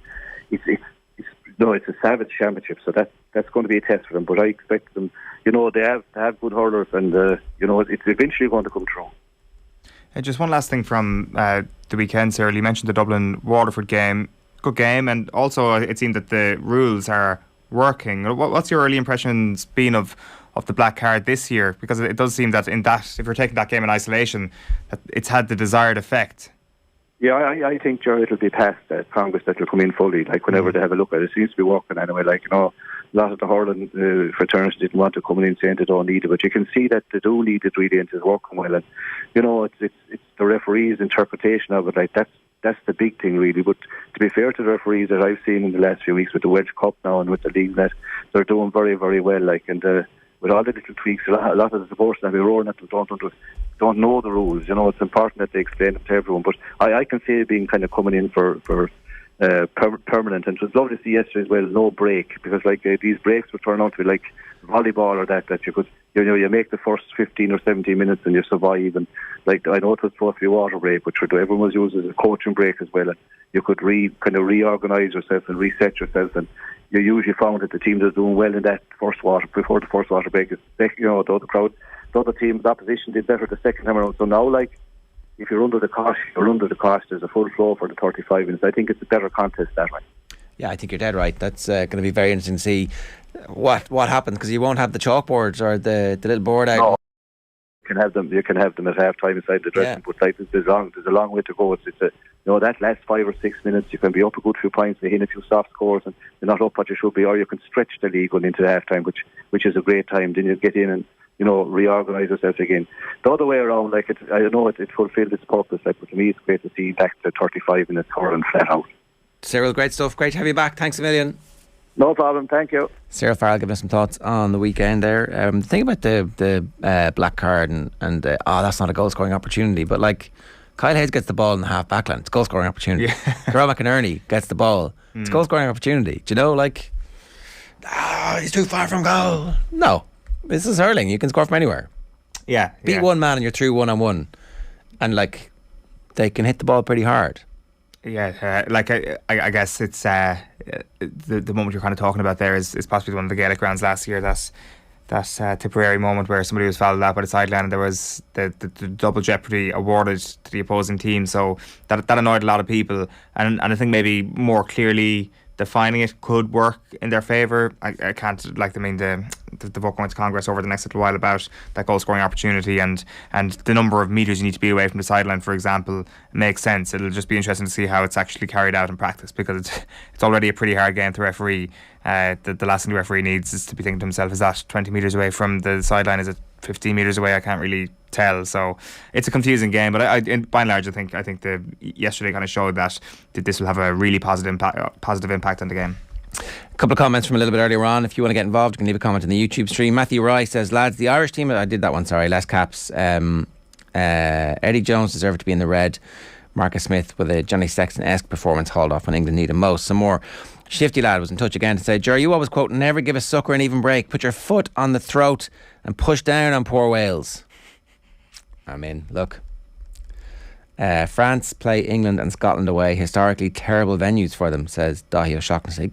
You're going to regret this morning. For next time Wales beat Ireland, you're going to be like, 7th of February 2022, I had the opportunity to really stick the knife into Welsh rugby, and I didn't take it. They know. They don't need us telling them. I mean, but it's not about telling them. I mean, they know all the details. It's about you lording it over. It's you just giving us some entertainment on a Monday morning more than anything else. Do we bring in Henderson for the French game? Byrne is a great player, but the French are a bit like tanks. I mean, maybe he gets on the bench. Henderson's pretty good. Byrne is a great player. Like, is that... Well, he is pretty good. Is that suggesting that Byrne doesn't start? Oh, no, Byrne starts. Sorry, you put Henderson on the bench instead of Ryan Baird. Isn't that it? Yeah, Byrne is a great player, but the French... He's saying... Sorry, Kevin Callahan thinks you bring in Henderson for the French game and have Ty Byrne on the bench, which you could do. It's a bit harsh. It's incredibly harsh. I don't think that Byrne's weight seems to be an issue anymore because he keeps dominating in games. Oh, he's too light to be... No, seems to be okay. And also our front row is good. Like, we have other... Collectively, by their powers combined, they are 10 Tigers. Yeah. I think that... you can't put him in the team. He's not a tight headlock. We need Quinn Rue.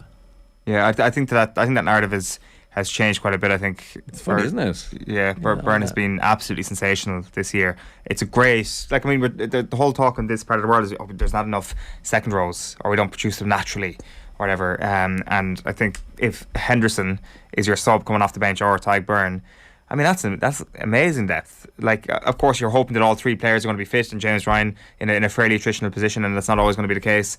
But if those three are always fit for Ireland, it is an incredible selection headache for Farrell. The Ringrose try was after the Porter rip. That's right, says Sean RL. Is that Sean Rugby League or real life? Either way, thanks, Sean. Fergus Keogh says Sexton was man of the match. Potentially, yeah, I would have been happy with that. It felt like Mac Hansen was like, well, we need to talk to this guy. But they could have talked to him anyway. No, he was very good. Yeah, I would have had him in MOTM. I probably would have. MVP. Because without the couple of errors off the tee, I probably would have had Sexton. And granted, I mean, if you put yourself into that position, you're going to be under magnifying glass. The curvature, he had the full tricks of the golf game out, as opposed to I'm just going to kick this straight through the post. Yeah, it was like, whoa, banana kicks today. Yeah, and then he doesn't go with the banana kick for the third one from the right side. Yeah, is that reliable under pressure? And like, well, he was saying that it was due to the wind, and that his miscue in the first half was that the wind blew in the wrong direction or stopped blowing just at the exact wrong moment. Okay. Yeah, so that was his analysis. OTB AM brought to you by Gillette. Good morning. Start with Gillette. Put your best face forward with their new and improved razors. We'll give away a Gillette starter pack a little bit later on in the show. If you want to enter, just tell us who you think should be in our performance rankings: green, orange, or red. Certainly in the red. Dublin football, is it in crisis? Anthony Moyles is with us this morning. Anthony, good morning to you. Morning, gents. How are we? Yeah, good. Eoin is unbelievably excited and desperately trying to rein in the level of excitement. There was a full meeting with the Kerry Mafia in the aftermath of the game. There's no Kerry Mafia. And the first best trick that the devil ever pulled was pretending he didn't exist. Here's the thing: they know that they have a team now, and they're trying not to overreact because it was only Dublin. It was only this Dublin team, and so you can't read too much into it. Yeah, and Dublin are in transition, etc., etc. All the excuses you can have coming out. They have a team. I don't think anyone's ever going to suggest that they don't have a team. But what impressed me most about Kerry, I suppose, was their defence. Actually, we probably questioned it a little bit last year as regards their setup, but they were rock solid at the weekend. Now, listen, Dublin did not help themselves at all. But Kerry from the get-go, you could see it you could see the intent. The intent was to be, aggressive in the face of the Dublin players. They got a number of their matchups right. Barry always has a good time against Fenton. He annoys him. He gets in his face. He kind of just follows him, tracks him around the place.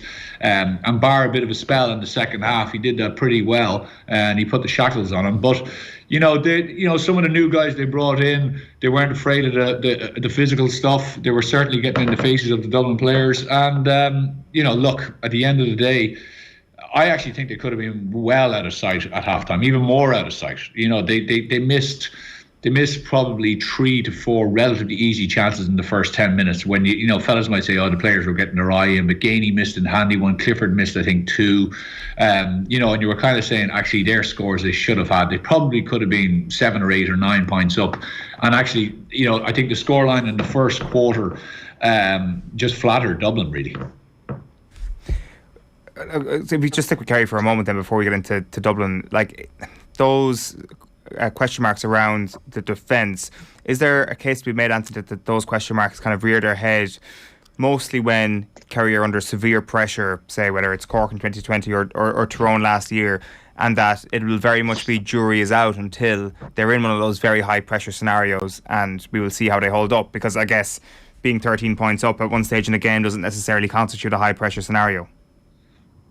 No, it doesn't, Owen, you're right, but at the same time, you can only do what's put in front of you, you know. So, like, I mean, they obviously decided after last week, okay, Dublin are coming down here. Now, look, we get into the Dubs, as you say, but because they definitely, it was a massive factor in their naivety and their tactical play and their strategy, you know, which left me a bit kind of bamboozled. But, you know, the Kerry guys were out in front. They were tackling hard. They were hunting in packs. They were very organised. You remember? I don't know if you guys remember, but last year they seemed to have a bit of a situation where there wasn't really that much communication going on. Players were drifting to other players. You know, there was a kind of a thing of, you know, there was a lot of effort and an awful lot of kind of rush to the ball, and what I got was this sense of fellas who were really trying hard, but they were, you know, kind of leaving their brain a little bit in the dressing room, so they were rushing to a player, and all of a sudden there was a guy in behind him, pop pass over the head, goal, you know, stuff like that. And actually the opposite, of course, was happening at the weekend. So you got I think they were calm, you know, they were much more disciplined. I thought they were more in control. They were very, very confident at the back. Like, on a dirty night, they were well able to play the ball across their own goal line. They were handy enough going back to the keeper.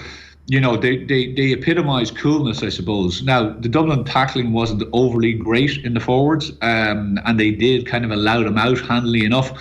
But the big thing for me, Owen, and the massive change is their speed now coming out of the defence. Like, they have no problem. There's no going back and across the pitch. As soon as a man gets a ball, especially with his back, where he's facing his own goal, he generally tries to turn himself and just take off. And, you know, there was a number of them. Murphy did runs like that. O'Buglig did some great runs up the pitch where he just, you know, especially against the breeze, he managed to carry the ball 40, 50 yards, a couple of hand passes off with other guys, and Morley did the same, you know, and their speed coming out of defence. Like, some of the Dublin guys were just flapping at them, and actually some of the Dublin guys actually just stopped chasing them. Their speed was so immense coming out of it. So they've you know, with a couple of guys like White to come back, you know, you're starting to say this unit now is really, really strong. Like, some of their speed coming out of defence actually surprised me. Like, as I said, they were carrying the ball and actually continuing to move away from Dublin players, which is very rare. You know, you usually see the chasing guy obviously start to catch up. I thought midfield was very strong. I thought O'Connor had an unbelievable game, and he's becoming a real leader, and he's becoming the guy that he allows Barry do his dog work, and he's the guy that just has that extra bit of class and extra bit of talent. He can kick scores, he can do whatever you want yourself. But no, they were very impressive. So although you might want to dampen it down, I think I'll wrap it up. What age is Diarmuid O'Connor? What 22, 23. So this is kind of his flowering into one of the leaders of the team. Yeah, like, I mean, it's interesting. Like, I was kind of watching it back yesterday, and he was interviewed as part of the man of the match process, and he was saying that himself and Jack Barry are kind of eager to get back in quickly and get a bit of consistency under their belt, because that has been the issue with Diarmuid O'Connor. Has just been a little bit inconsistent over the last little while. He's been frustrating to watch because everybody knows his ceiling is outrageously high. He is the potential next great midfielder in Kerry, and he showed that on Saturday night, exactly where his ceiling is at. What's interesting is that, kind of like standing in the terrace on Saturday night, it seems that Mike Quirke is having quite a big influence on what Kerry are doing against the kick out. He is communicating directly almost with Diarmuid O'Connor, telling him what to do at each kick out. And obviously Kerry have done a lot of work over the last 7-8 years on Cluxton's kick out, for example. It seems that Quirke in particular is having a big influence on that midfield at the moment. Well, if we look at it on the flip side of things then, Anthony, because I'm really interested to get your take on this. There was a moment then in the second half, and this is just kind of like plucking one moment out, where Dublin had a free kick maybe 60 yards out from the Kerry goal. So it was a dead ball. It was the opportunity for them to show us what their preferred style of play is. And I can't remember who took the free kick, and I know they had the wind at their back, but it goes straight in long into the Kerry full back line, and Kerry gobble up the ball and they go back down the other end of the pitch. But what is the plan there from Dublin in that moment? Was that just a sense of desperation chasing the game, or are they really not sure what they're supposed to do in those moments? Because that is not something we would have seen recently from Dublin at all. Well, I think there was small little instances of that throughout the game, and it's funny, like we spoke about the veil starting to slip a little bit last week, and I think everyone was kind of putting it down to, well, it's a team in transition, and of course it's a team in transition, but what's I think where the question marks are going to come is that, well, albeit that it's a team in transition, you still have enough All-Ireland winners on the pitch, and there doesn't seem to be any semblance of, as you say, identity or strategy, or who are we? What kind of play, and are we going to set up, smartly against the team? So you end up in a situation where you're going down to Kerry, you lose the toss, so you're in a pretty horrible situation. But all the pressure all week was, you played the ball over and back, too many hand passes. So straight away they start to try to play the ball in direct into the full forward line. On a dirty night, the ball isn't perfect, it's bouncing around, and the amount of times Dublin turned over the ball from, kicking 60-40, 50-50 balls into their full forward line from way back. And I think I remember the one you were talking about where it was kicked from, way too far back. It was actually landing on around the 21 with Kerry guys just running out looking to fist the ball. So, for me, you're kind of going, what would you look to do there? You could look to go down to Kerry. You look to try to frustrate in the first half, especially playing against the elements. You're going to say, right, we're just going to lock this down. We're going to get at least 2 players on Clifford and O'Shea inside. We're going to have a man marking Paudie Clifford to stop him trying to be quarterback the game. But I felt sorry for Davy Byrne. Davy Byrne was eventually hauled off Clifford and ended up playing kind of as a half-back. But the poor fella, I'd say, was dizzy at that stage because he was marking him one-on-one. He was getting turned left, right and centre. He had no help. The ball coming in was absolutely perfectly played in by the Kerry lads. So you were kind of going, there's not just one thing, and I think it's cheap and it's lazy just to say, it's a team in transition. Dublin have got a number of question marks over them. There's a point, if you want to really watch and you look at the identity of Dublin from here to a couple of years ago. There's a free actually on around 30 minutes, and Howard is taking it, and I don't know if you remember this, but there was a bit of a delay. So Howard has the ball, and he's probably standing just inside his own half, close to midfield, and there's players all around him. The Kerry guys, to be fair, had kind of marked up on the Dublin players. And as the whistle is blown to take the free, he kind of looks across and there's a diagonal pass on, but obviously he says to himself, I don't fancy that, it's across the pitch, it's against the breeze, it could go anywhere. But all of the Dublin players are just standing. There's about 8 guys in the picture, and all of them are standing beside their Kerry man, pointing towards the diagonal pass, but none of them are actually making any major attempt to get free for him. So, of course, he's standing there. No one's really, they used to always have the outlet just behind you, just kick the ball back and you'd start the process.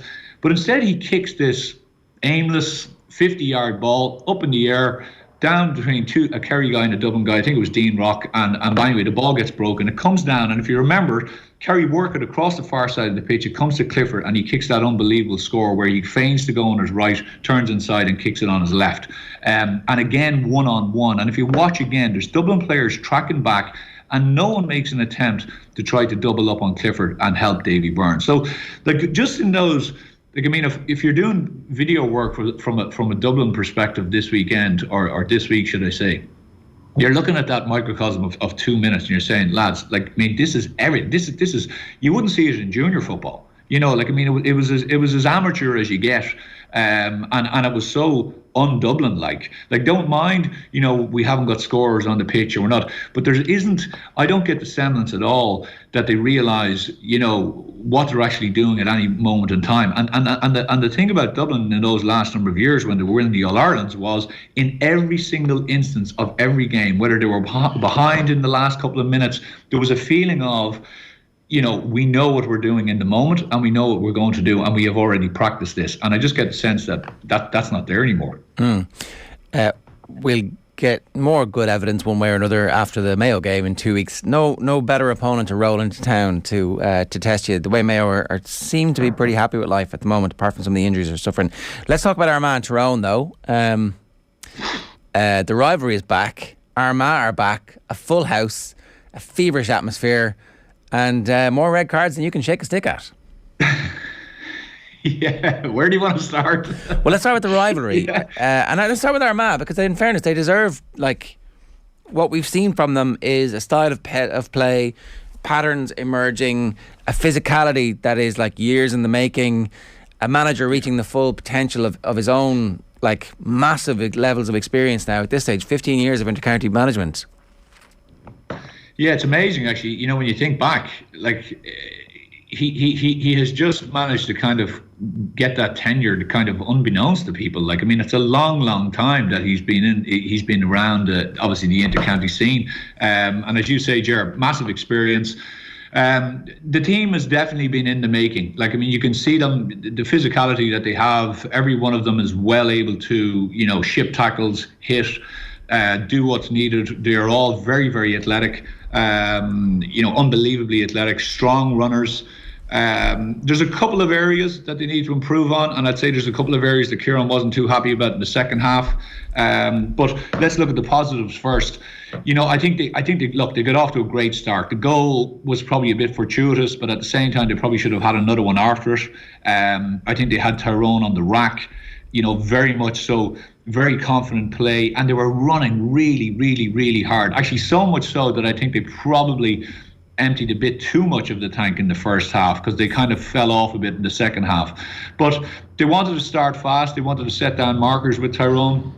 You know, typical kind of probably, you know, post All-Ireland hangover. Tyrone were kind of in it, but weren't really in it until they woke up in the second half and said, right, you know, we're getting the lard beaten out of us here, lads. Time to stand up. So it was a great test for McGeeney, great test for Armagh. You know, O'Neill didn't have as good a day as he had the previous week, although his 2 scores in the first half were fantastic. But, you know, your Hamsey and the boys started to tighten up, as I say, and started to try to, you know, impose their physicality on the game.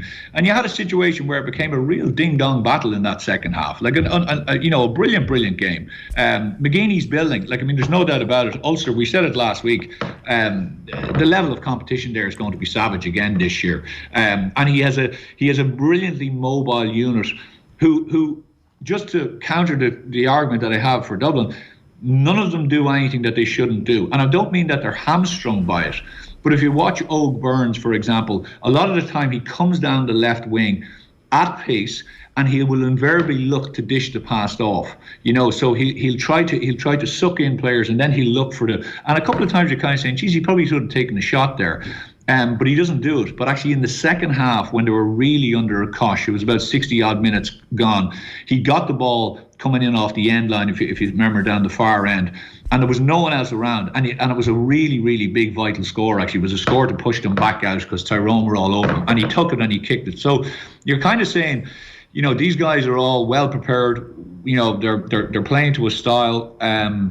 They have a few things to work on, Ger. I think when Tyrone started to run at them, they fouled a bit too much in the second half, where there was loads of bodies. Actually, they had 8 or 9 bodies in that central area.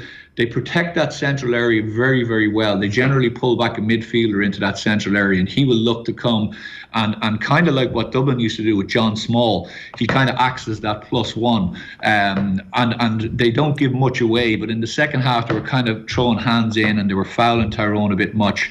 And actually they kind of, due to their probably indiscipline, they let Tyrone, one of the factors to let Tyrone back into the game. But there's no doubt about it, he's building a very strong squad, and a team that, you know what, they should go very far. They should go far in this championship.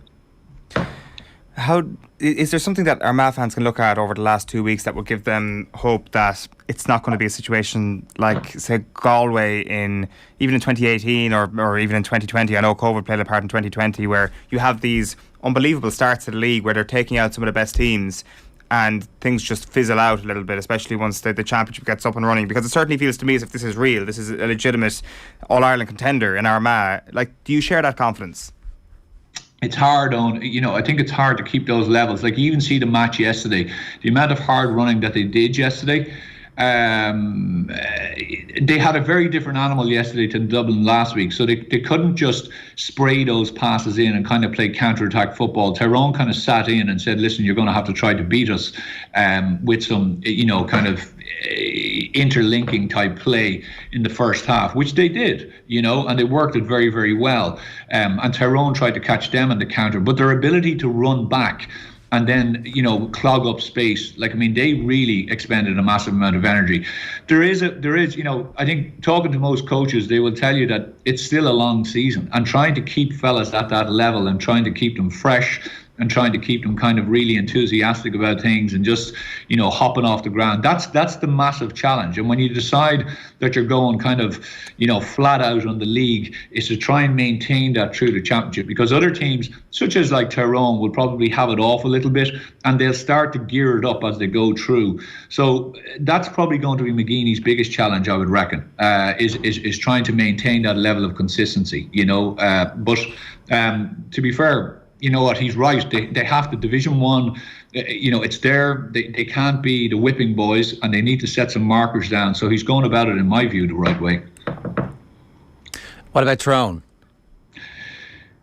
Yeah, I think they'll be okay, Ger. I think they'll be happy enough yesterday. They'll come off that pitch and they'll go, we were well out of it. We were, we could have been got the lard knocked out of us. We could have been 15, 16 points of a hammering, but instead we stuck in, we dug in, we matched whatever physicality was being thrown at us, and as a matter of fact, we caused a bit of panic in the Armagh. There was about 2 or 3 points in it, and the camera switched to McGeeney. McGeeney didn't look like a happy boy. He was worried. So Tyrone will say to themselves, "No, we're okay. We were coming back. Fellas got time. Fellas got minutes in the legs." They're still an unbelievable team for some of their cornerbacks to come up and pip scores. It's a great thing to have where you're up against that mass defence and the ball goes out to your number 2 or your number 4, and they're confident enough. Like Hampsey scored another raker of a point yesterday. McKernan kicked another great score. So it's that kind of thing of, not a lot of teams have that. Some teams, you see the ball going back to 2, 3 or 4 and you're saying, well, he's not going to shoot, so all we need to do is stay on our main guys again. But with Tyrone, they still have that ability. I think they'll be okay, Jared. They're building. They will be as strong as ever. And as a matter of fact, Canavan was getting more game time yesterday and was kind of linking well. So, they're probably adding a little bit more. McShane, obviously, as well, coming back and getting the game time. So, no, I think he'd be happy enough. If they were bet by kind of 9 or 10, or and it just petered out, I'd say he'd be saying to himself, right, do they have the fight in them again this year? But I think they showed enough fight that I don't think they'll be too worried. Too much fight with the red cards, perhaps.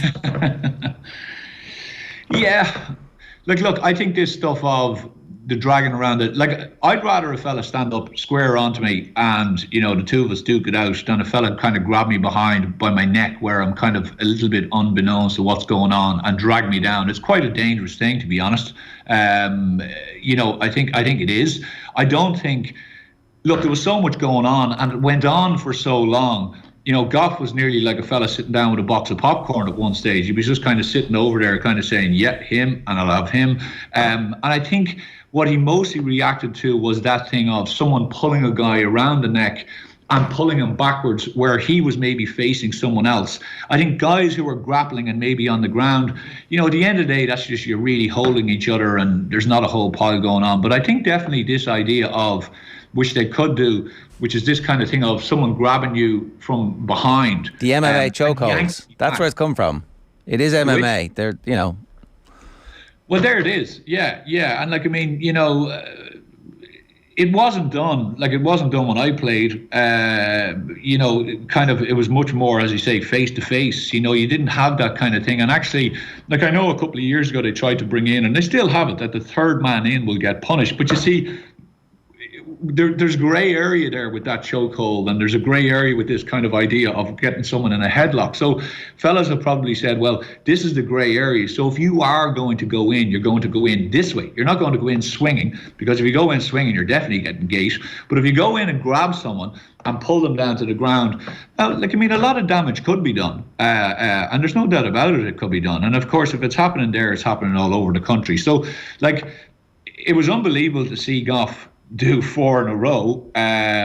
It was quite amazing. But it's going to be interesting to see the fallout of it. And like, I mean, of course, there'll be, the DDD or whatever it is, there'll be videos and there'll be evidence. But I think it needs to be stamped out, because it actually is quite a dangerous tackle. And people will say, oh, it was handbags. But, you'd nearly rather see fellas squaring up to each other than this kind of. I actually think it's a cynical, and it's not a very brave tackle to do. If I'm coming up behind you, Ger, and you don't see me coming, and I grab you around the neck, and you're maybe engaged with someone else, and I grab you around the neck and pull you down to the ground, it's a cheap one, and I don't like it. So the red cards were, in that instance, it's the correct approach, and actually everybody taking their suspensions and maybe a diktat going out next time this happens, keep with the red cards.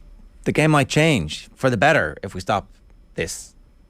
Well, I think, look, are you going to stop? There was a bit of stuff in the Kerry game as well, where fellas are holding each other, and you're going to get that, right? And that there's going to be instances where that happens, start of a game or after half time and stuff like that. And mostly now it's about me trying to hold you and pushing you, so everyone knows that as soon as you go near the face or anything like that, you're gone. So guys are trying to kind of stamp their physicality on it, but at the end of the day, like, really, it's a load of posturing. That's all it is. If you want to be physical and if you want to be, kind of set markers, you set markers down on the ball. So if the ball is there to be won and there's a guy near it, well, he's going to know all about it, because you're going to go for the ball with everything you have. And that's where, you see this kind of, when you talk about the physicality in the game, or a team setting themselves down, that's where it really comes to.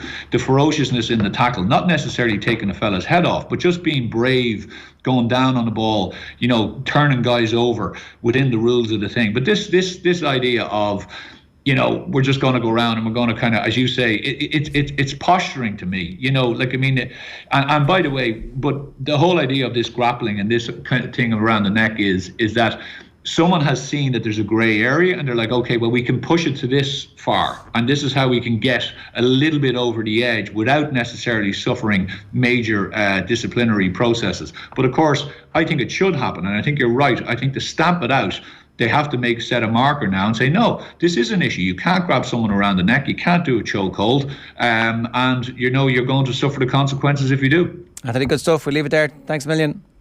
No bother, lads. Talk to you soon. Anthony Moyles giving us some thoughts around the weekend's action. Anything else you wanted to talk about? Your Kildare, the deflation has already begun on the scenes from Newbridge previous week, has it? It's going to be very difficult for Kildare to stay up, right? That's the situation they're in. They were outside your top 8 in the power rankings for a good while, and those teams who come up from Division 2, staying in Division 1 is the most important thing you can possibly happen. So there's a few big games coming up. There's an opportunity for them to stay up, given the way that other results have gone. It's not done just yet. But still got to play at Dublin, so that's guaranteed 2 points for Kildare. It's the key one. In Newbridge, of course. Yeah. It doesn't really matter. They take them at Croke Park as well at the moment. So maybe they want to play them in Croke Park. Maybe there is. I've heard that logic. Yeah, there is part of that. But Mayo's victory over Monaghan. Obviously, we haven't talked about Mayo yet, but we will talk about Mayo, I think, a bit more in the performance rankings. McLaughlin's injury is a concern. Galway are back. Flaky Galway's gone. They beat Down in Down. Yeah, they were sensational. Obviously, the week before. And Galway would have expected them to be in the mix for promotion for sure, like themselves and Roscommon and Derry look like the 3 most likely at this point to be fighting it out for those promotion spots at the moment. Well, we'll come back to this in the power rankings, right? Power rankings, yeah, 100%. Because the power rankings is in crisis. It was wrong last week. Yeah. So wrong. No, hold on, what? Yeah, we'll get to that again. Don't worry. 12 minutes past 9. Here's what's going up on OTB Sports Radio today. OTB Gold is James McLean at 1 o'clock. State of the Union Rugby at 3. Our Culture Hall of Fame is Stephanie Preisner at 4. OTB Gold is Centaur, Declan Murphy, the jockey, talking about his horrific brain injuries. And then the show is live tonight from 7.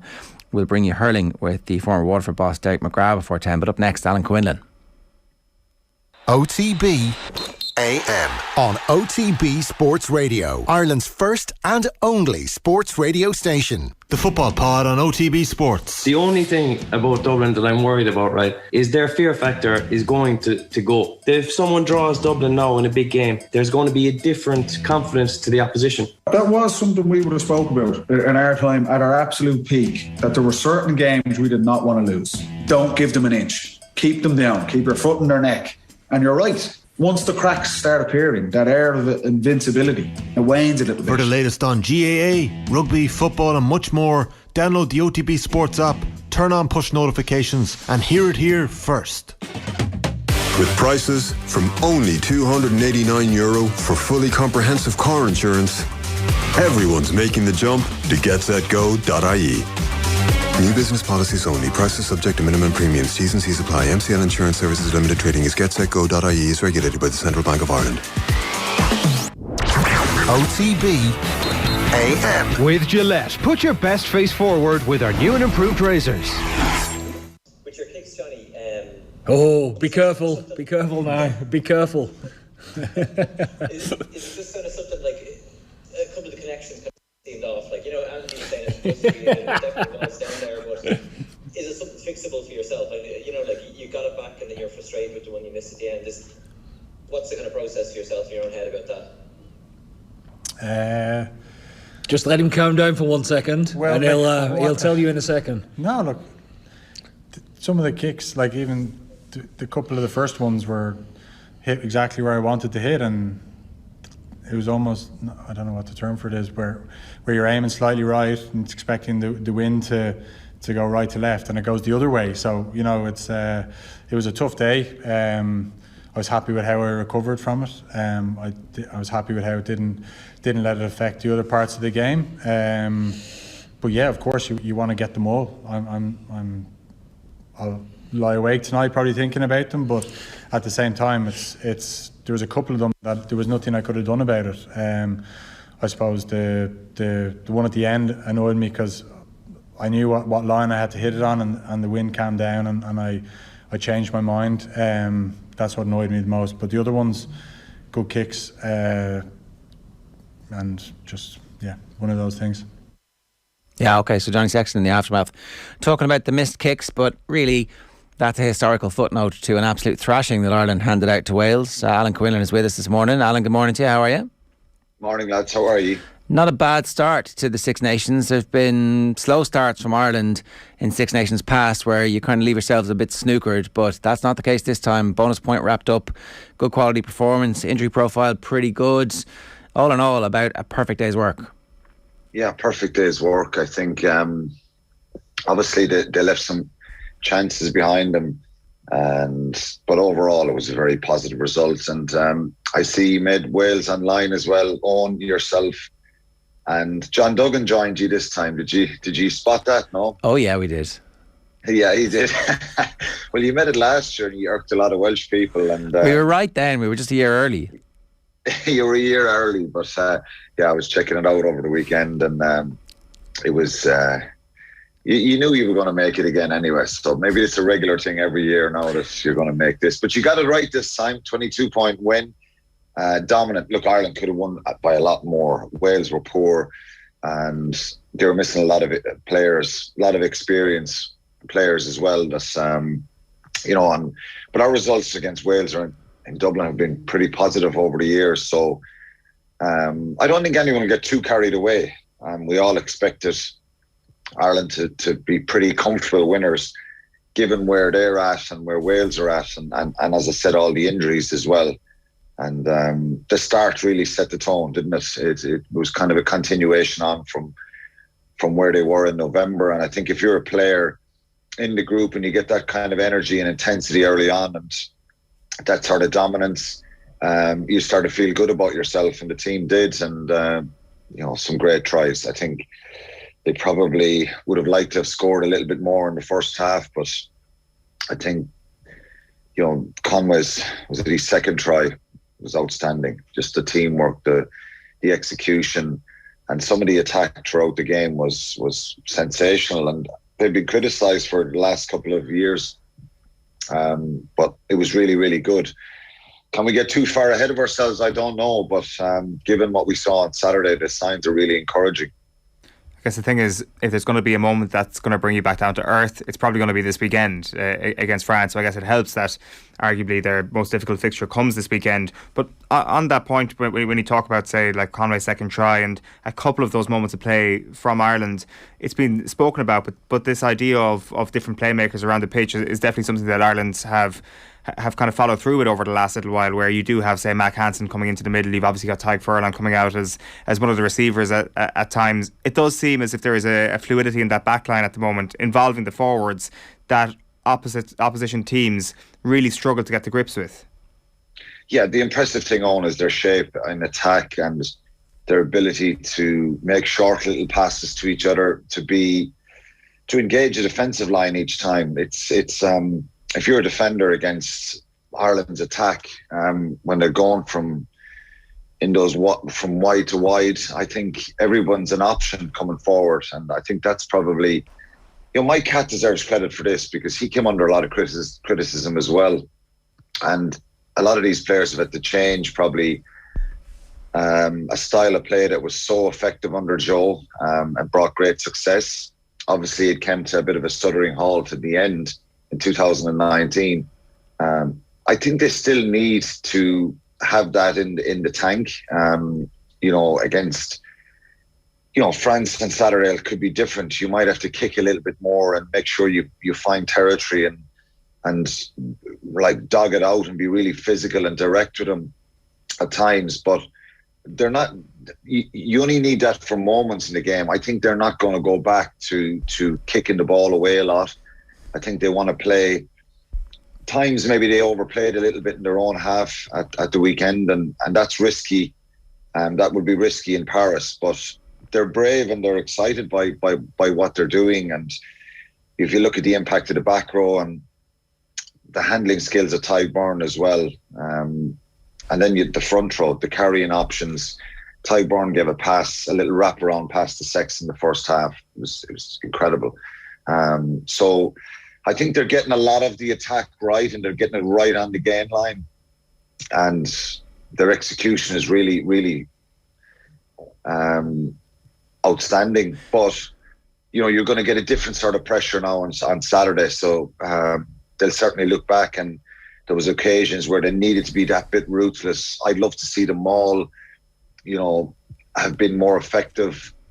But look, it was against a poor Welsh side, and but they'll be full of confidence and really believe that they can go to Paris. I guess that's the thing, isn't it? Like the November internationals were great in that it injected a lot of confidence to the team. The win at the end of last season's Six Nations was kind of the start of this, but we haven't yet really played a team like this French team in that run.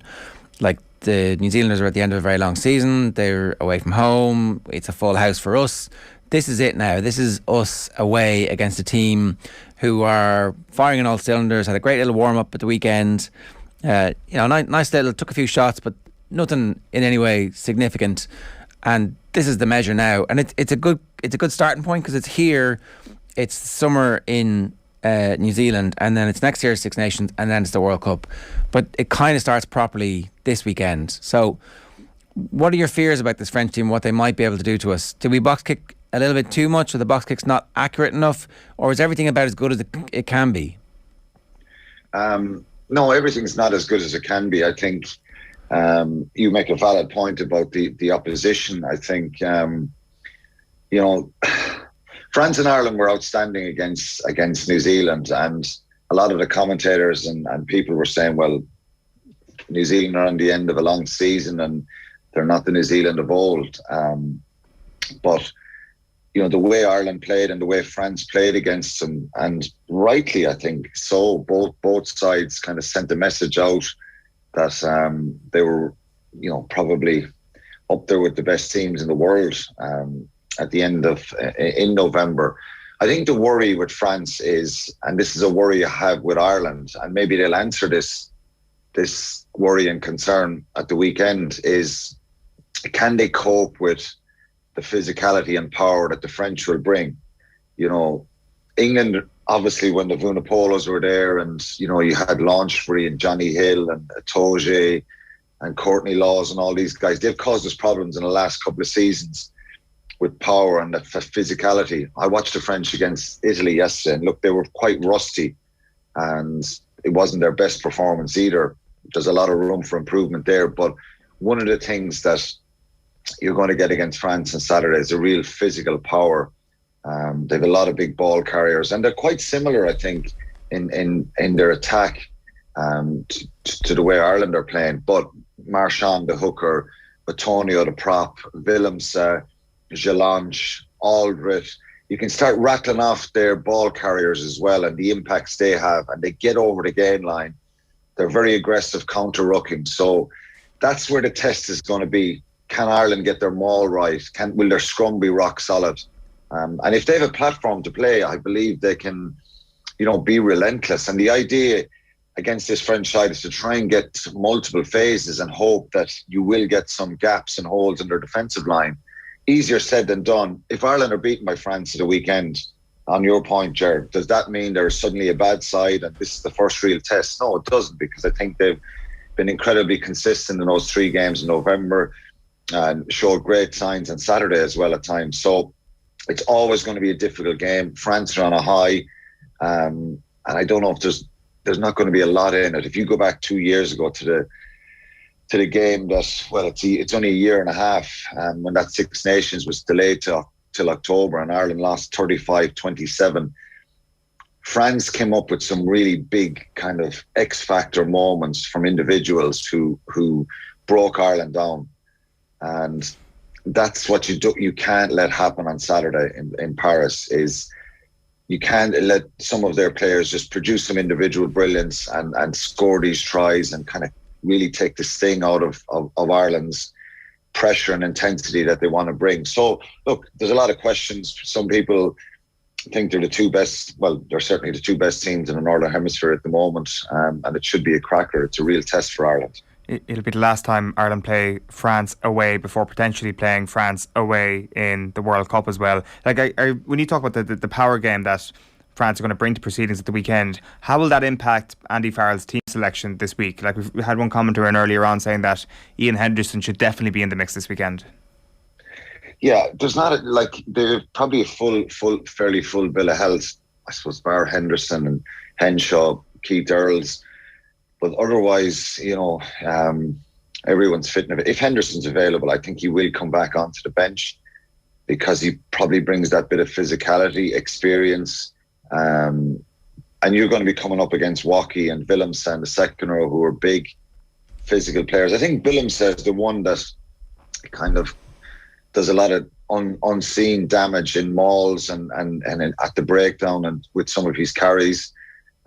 James Ryan and Ty Byrne, you know, they'll have to be really on their game. And I think our front row, their physicality, and they're probably Porter and Furlong and Kelleher, you know, they're outstanding players, and I think they're playing really well at the moment. And their tackle reload and their impact tackles on the opposition are significant. So you've got to stop France a little bit on the gain line and stop that power as much as you can. And I think probably, again, all this stuff is easier said than done, but just trying to be intelligent with your possession, where you play the game, and trying to hold on to the ball for long periods.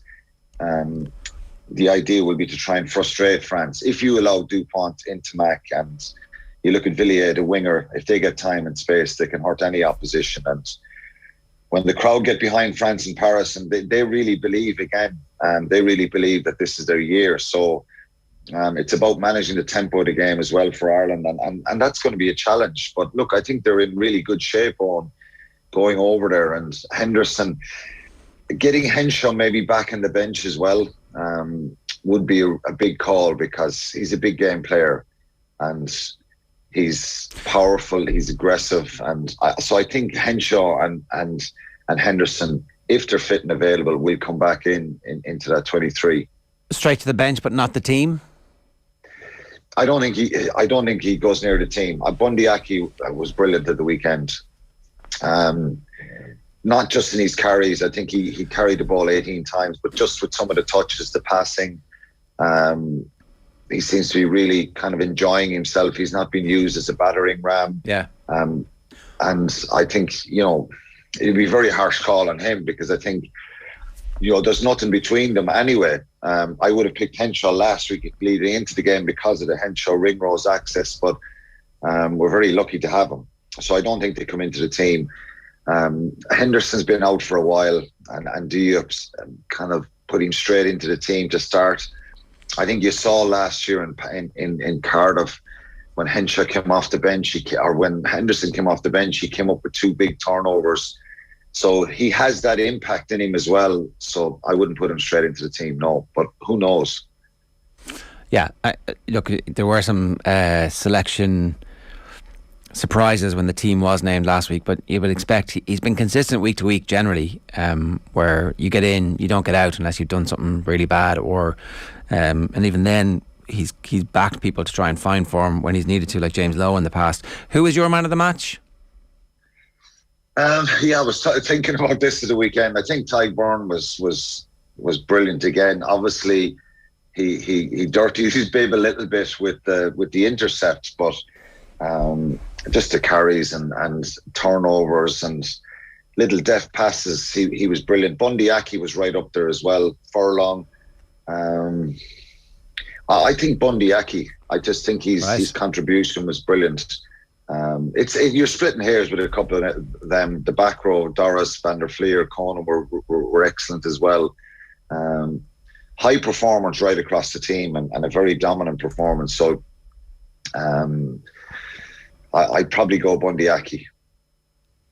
Matt Hansen obviously got it on TV during the live commentary of it all. I mean, his kind of start to life in Hurling jersey was pretty spectacular. I mean, it was those early moments as well that he offers a different dimension, doesn't he? It's brilliant to have that, and he's he played it at fly half in underage, and very comfortable being that footballer and being a second receiver, and for the Aki try, the way they kept going one way in towards the post and swept back around. He gives a different dimension to the attack, to have someone who's really comfortable on the ball. And he had a brilliant performance as well. Really good footballer, intelligence in his decision making. The time Porter turned the ball over, and just the reaction for Ringrose try was sublime from that Ireland side. And Hansen, the way he put pace onto the ball and his reaction was superb. So he had a big game as well, and it's great to see for your first cap. He's only 24. He's 23 now. He's 24 next month as well. So, a long future ahead of him, and many caps to come too. Briefly to talk about England. So, it looks like the head coach is getting hammered for making a change with 10-15 minutes left to go, that the Harlequins coach seems to think was premeditated. But, it's not really that unusual for you to take off your out half to put on a very experienced out half to try and close out a game. So is Eddie Jones getting hammered here because he's Eddie Jones, or is he getting hammered? Yeah. What's going on? He's getting hammered because he's Eddie Jones. I think bringing George Ford on wasn't the reason why England lost the game. I thought at the time they were 17-10 up. It was a game at very tight margins. Scores were hard to come by, and Ford coming on was the right idea at the time. It's easy to go and blame, the Marcus Smith coming off, that they lost the game. I think what lost England the game was their inability to execute when they got into the Scottish half. They kicked the ball away too much, and their discipline really let them down in that second half. I think Itoje, who, I was on commentary, he has so many big impacts in the game, in stifling the opposition, turning them over, breaking up mauls, being a nuisance at the breakdown. But he gave away 3-4 penalties in that second half on Saturday, really crucial ones. And I think that's what cost him. The crossfield kick from the scrum from Finn Russell was outstanding. England were much too narrow in defence. Van der Merwe gets it, and then they come straight back across the field with a crossfield kick again. I'm just not sure how you don't, from a defensive point of view, not have a back rower or a winger on that side of the field that you're exposing your front row with. Will Stewart was on the field, the tight head, Joe Marler, and then Luke Cowan-Dickey. how you can allow your front row to be that exposed, but to come back for a crossfield kick again. So they were naive and they had enough of possession to win the game. I don't think Marcus Smith coming off the field cost England the game. I think that's not the reason they lost the game. Scotland aren't bad anymore. Maybe that's one of the things that's going on here as well. No, they're confident. Yeah, Scotland are confident and they believed going into the game. So I think, Scotland, the biggest problem with Scotland over the years is probably their inconsistency and sometimes their power up front in that front five. And, they did struggle at times in the game, but, they come up with that brilliant Ben White try, and that was from Darcy Graham. Outstanding footwork and attack in the first half. They didn't really have any sustainable period of pressure in that England 22, and they come up with the first try of the game. It's a different England team, Ger. Let's be honest. there's no Vunipolas there. Johnny Hill isn't at there. Courtney Laws, Launchbury. They'll get all those back. They'll get all the... and Tuilagi just played at the weekend as well. Yeah, they can be a different team. Johnny May is a world-class winger. And, when you have Elliot Daly in the centre, who's a winger full-back, he's not a centre. Let's not worry about England. I think that's my takeaway from this is a lot of players got some extra game time. That next generation aren't good enough yet to beat a Scotland team playing at the absolute limit of their powers in a big Calcutta Cup game in Edinburgh. This is probably good for England in the long run. Possibly. It just depends whether Eddie Jones, that pressure will rank up more on him, because there's a certain probably group in the media who are picking and trying to expose him a little bit. Some people divided opinion on him. A lot of staff have moved on the last couple of years. Obviously, the height of World Cup, getting to that final, and the way England were playing, they were, on a real high. But very poor Six Nations last year. I don't know if he can afford another really poor Six Nations. I know people will say it's a World Cup cycle, and in Ireland, we always peak at the wrong time. We hear that so much right up to the World Cup. But I just don't know if that pressure will really mount if they have a really poor Six Nations again. And I just thought on Saturday, it would have been a significant win for him, with a lot of players injured and a lot of kind of new faces in his group and his squad. And he keeps talking about World Cups, and maybe they're right. But I just think the pressure will kind of mount a little bit more on him if they don't start getting results. They go to Italy next week, and I'm sure they'll win that game. And then they've got Wales and Scotland, or Wales and Ireland. So it depends. It depends what happens in the next few weeks. But I think there is pressure on Eddie Jones now, and some people were displeased at the tactics at the weekend. But it's down to the players, as I said. Toje, what a wonderful player at times, but just give away some really poor penalties and made it easy for Scotland. Okay. We'll let you go. Alan, good stuff. Thanks a million. Cheers, lads. Thanks. Alan Quinlan there from the Red 78 podcast. You can get that on the Rugby channel on YouTube, or of course you can subscribe to the Red 78 podcast, and there'll be a new episode dropping in the next couple of days. Right. Only 400 days till we lose a World Cup quarter-final, says Andrew Sweeney on YouTube. I mean, the likelihood is that we will lose a World Cup quarter-final because we'll be up against France in France or the All Blacks. That's what's going to happen. So we will be underdogs for a World Cup quarter final, no matter how well we play to get there. And that's assuming that we beat Scotland, who are looking pretty good at the moment. Yeah. They also have their own World Cup troubles to a point as well. Well, they play Ireland in the World Cup and we beat them without worrying about it. Even when we're playing really badly, we still somehow manage to duff them up. Yeah, it's a bad draw. Porter was world class. Well done, Leona, says Fionn McCool. Porter was absolutely amazing. Great win, Leona. Up Cavan, says Shane. Like a Cavan All-Ireland victory. Basically, yeah. It's 2020 was the year of the Cavan footballers. 2021 was the year of Leona, and I'd say 2022 probably is going to be Leona's year as well, isn't it? They're going all right too. Under the radar, obviously, in Division 4. Alan O'Neill says, fully expected Jared to have a parade this morning to celebrate the Wales loss. No, there's no point. I mean, the postman doesn't celebrate delivering the post, does he? Yeah, you created great content for us this morning, Jared. Thank you for that. Italy to beat Wales, says MOC. Imagine if the Italians beat the Welsh. Yeah, it won't happen, but that would be genuinely hilarious. Italy a tad better yesterday than maybe people would have expected. Certainly closer in the scoreline than a lot of people would have given them expectation for. Who is in bigger crisis, Dublin or Meath? Ooh, asks Shane. You'd have to say it's Meath are in bigger crisis than Dublin at the moment, because Dublin have like loads of really top quality players to come back. There's who knows what their training cycle is like. Desi was talking about giving young players opportunities in games, and that's clear what's going to happen. And then they have the Leinster Championship to get right as well. Like, that's the point. It's actually 2.5-3 months before we see Dublin play a meaningful match. Yeah. That is going to have an impact on whether or not we view their season as successful or failure.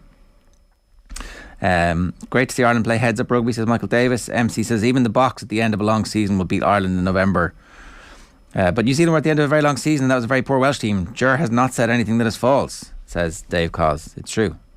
We'll see.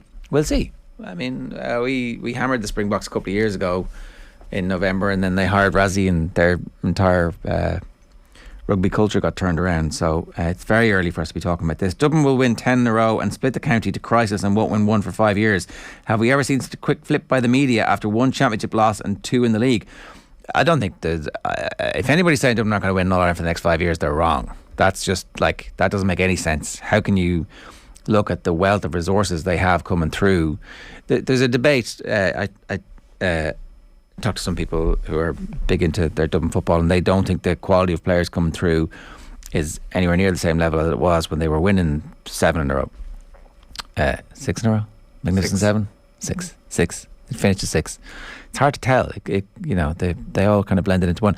But they obviously had some of the best Gaelic footballers of all time in that. It's just that there are going to be, whatever style of play they want to do that is effective, they're going to have enough high quality athletes, you would think, who've come through the system. But maybe that's not the case. Maybe Dublin didn't continue to build the way they should have done when they had the success, and that next generation of players coming through haven't had the same care and attention that the previous generations had, because everybody just assumed that it was going to continue. But like that's on Dublin, Exactly. The question is entirely about what the GAA did to accelerate the growth in Dublin. You can see why the GAA did it, but to do it, they had to be patently unfair when it came to funding and when it came to the financial model that they used to fund coaches and to fund development of the game in the county. Again, they wanted a strong game in the capital, and that's exactly what they got. They wanted participation, and they got participation.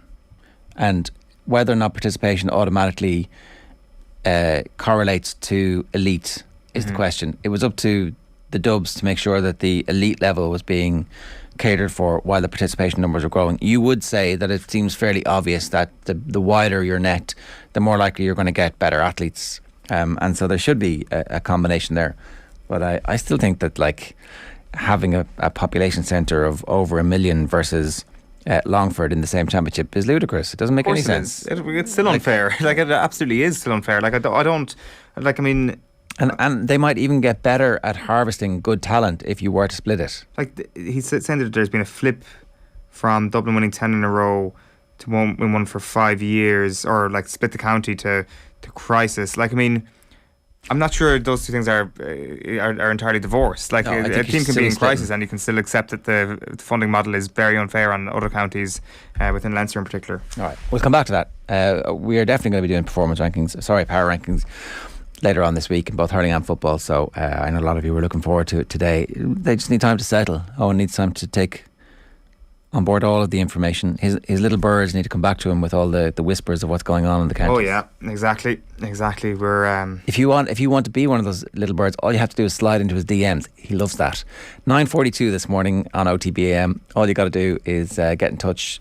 You can leave a comment on YouTube, or of course you can get us 087 9180 180 is the WhatsApp number.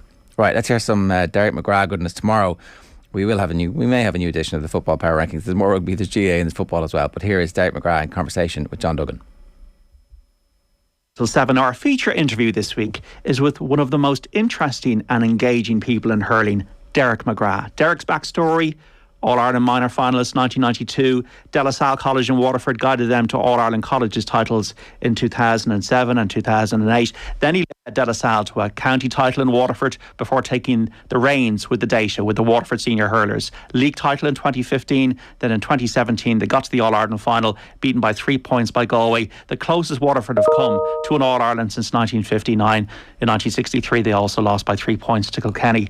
What's Derek doing now? Well, let's find out. Derek, how are you getting on? Grand, John, how are you? Not a bother.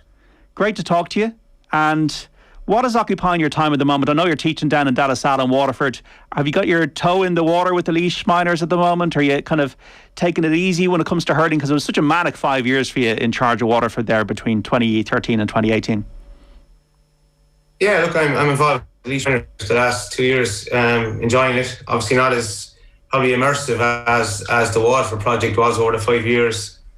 But you know, an ideal scenario in that, I suppose, expectations probably lowered in Laois, with all due respect to Laois, but really enjoying the interaction with the boys. And I suppose, look, I'm a teacher by trade, and I would have always started the whole coaching process dealing with young guys between 12 and 18 years of age in school, in class and in the field, I suppose. And yeah, certainly enjoying it, albeit, like, you know, when you're talking in long-term projects or you're talking long-termisms, you know, we've underperformed, I suppose, in the last 2 years, beaten by a really good Kildare team and really good Offaly team the year before, but probably a level of realism attached to what we're trying to do, I suppose, is trying to develop players to be ready for Cheddar setup over the next couple of years, but really enjoying it because I've been involved with a couple of management teams that are, you know, really, really proactive and good management team. So yeah, enjoying that, and obviously back in school full time.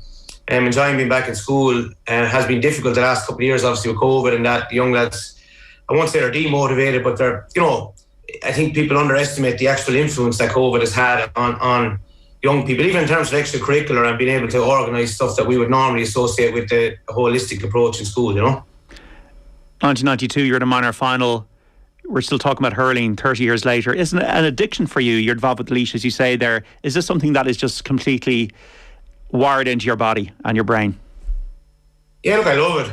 You know, I and if I'm not involved in it, I'm reading about it, or I'm reading other, I suppose, books around leadership that can kind of maybe give you an edge if you were to get back involved in that particular level. Yeah, just think about it all the time. I suppose I was lucky enough in that it was a 3-year minor and a 4-year under 21, and I probably had a lot of expectation around a senior career that never materialised. Then, you know, that's what can happen. You know, I only played 2 championship matches senior with Waterford, despite being on the panel for 4 or 5 years. So look, that can kind of shape you as well in terms of your experience of not quite making it as an inter-county player, albeit I played 20 odd years in my own club in De La Salle. But you know, that you think about it all the time, and you look at how the game has changed. And I even think back to the 92 minor All-Ireland final.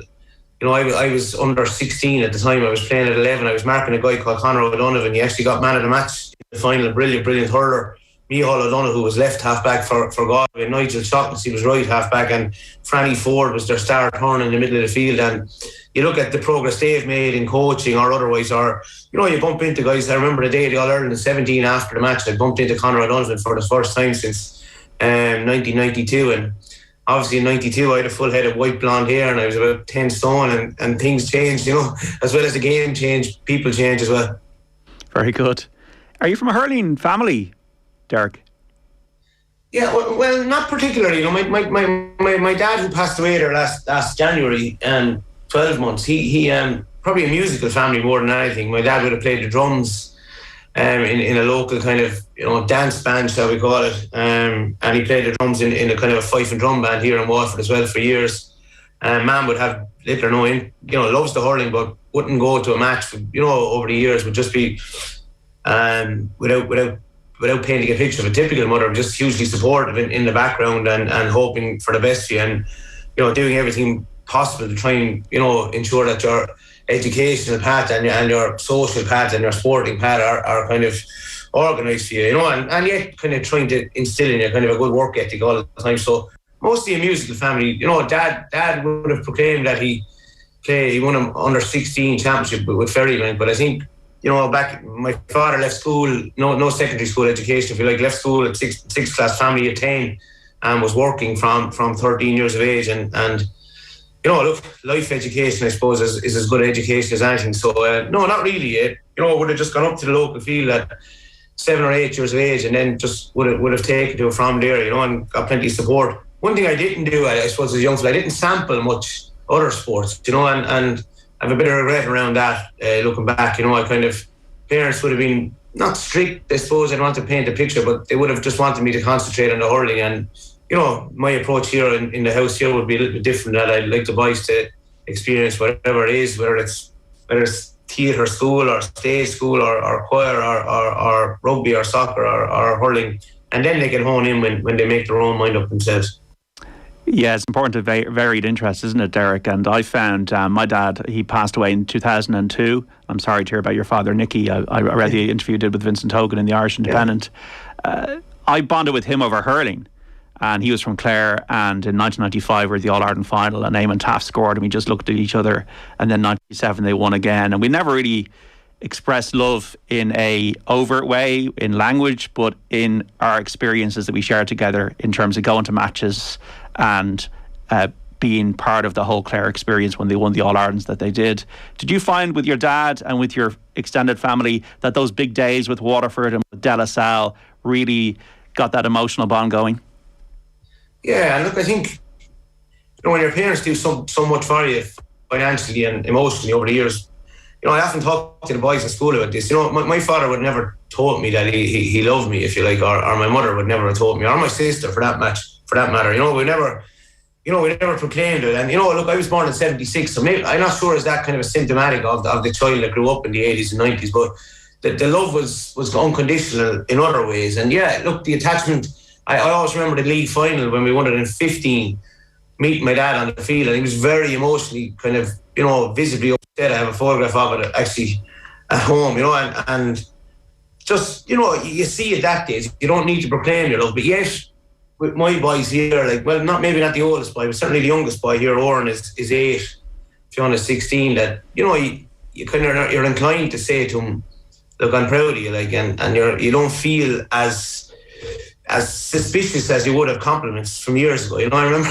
Yeah. I remember my dad kind of almost passing, kind of cynically, remarks about people who say to you, "Have a good day now," and I think that it's changed in that. But you're trying to get the balance right between support and challenge. I've even noticed, even in the last 3 or 4 years since I've been away from management, that compassion is now seen as not order of the day, but certainly a part of management. Whereas when I was involved, if you were seen as being holistic or compassionate, sometimes, so it's even changed, I'd argue, in 4 or 5 years that people are looking out for each other, looking out for their holistic development. And I think that's part of the whole process. But look, to answer your question, in terms of emotive connections with parents around hurling, without a doubt, they're good days, but hugs and kisses on the back of it, very, maybe the odd occasion, but just, it's kind of like a subliminal kind of intangible kind of togetherness, that you can kind of see their pride and you're proud, and you're going to remain grounded on the back of good and bad days. So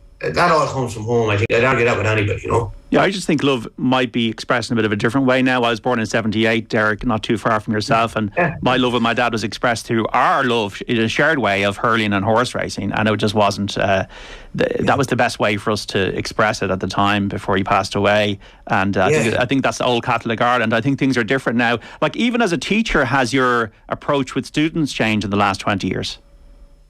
I'm not sure. I tell you why now. In 1998, I did a HDip in education in UCD, and I think there was a lady called Margaret Lennon that was lecturing on positive reinforcement and positive development. Going into doing the dip, most people would have told you that don't smile till after Christmas, or don't, give them no leeway, and remain ruthlessly kind of focused on their curriculum and just stay on top of them would be, I would have heard this kind of old adage, but I remember listening to her in a lecture, and she talked about the whole idea of meriting the boys and, giving them support and but yet challenging them, that balance. So I don't think it's changed a huge amount. What's probably changed is we spent the last number of years looking a huge amount at collaborative learning, group learning, peer sharing, learning, all that kind of stuff, whereby you're almost trying to empower your students, I suppose. So, anyone that studied leadership will know all about the Goldman's leadership styles, from dictatorial to coercive to authoritative, etc. So I think I've seen other people change, and I've changed in regard to, sometimes you would feel that your natural empathy would be able to solve things, but I've gotten better at delegating responsibility to people that are qualified in the area of counselling or therapy or support services within school. And also, I've probably got a little bit better organised in terms of, even when I was doing the hurling in 15 and 16, when I took a bit of a parental leave there, I just found myself thinking about the hurling so much that, you'd be in the middle of a lesson or whatever, and your phone is ringing, and you're kind of saying to yourself, right, what do I need to do here? I need to kind of organise my thought process. So I've gotten a bit better at organising my lessons and preparing my lessons in terms of planning and that kind of stuff. Whereas other years you kind of go on a tangent away from things, which is important, I think, particularly when you're teaching English. I think it's important to be able to go on that tangent and feel the mood of a classroom. Yeah. I think that's important in a training session as well, There's a clear link, isn't there, between you got to tailor maybe teach individual to a degree. When you got a large class but a large squad, you got to know what makes people tick. You got to know how to motivate people. To me, it seems like there's a clear link between what you would have been doing as a teacher and then also then coaching with the colleges and then progressing into a senior county manager.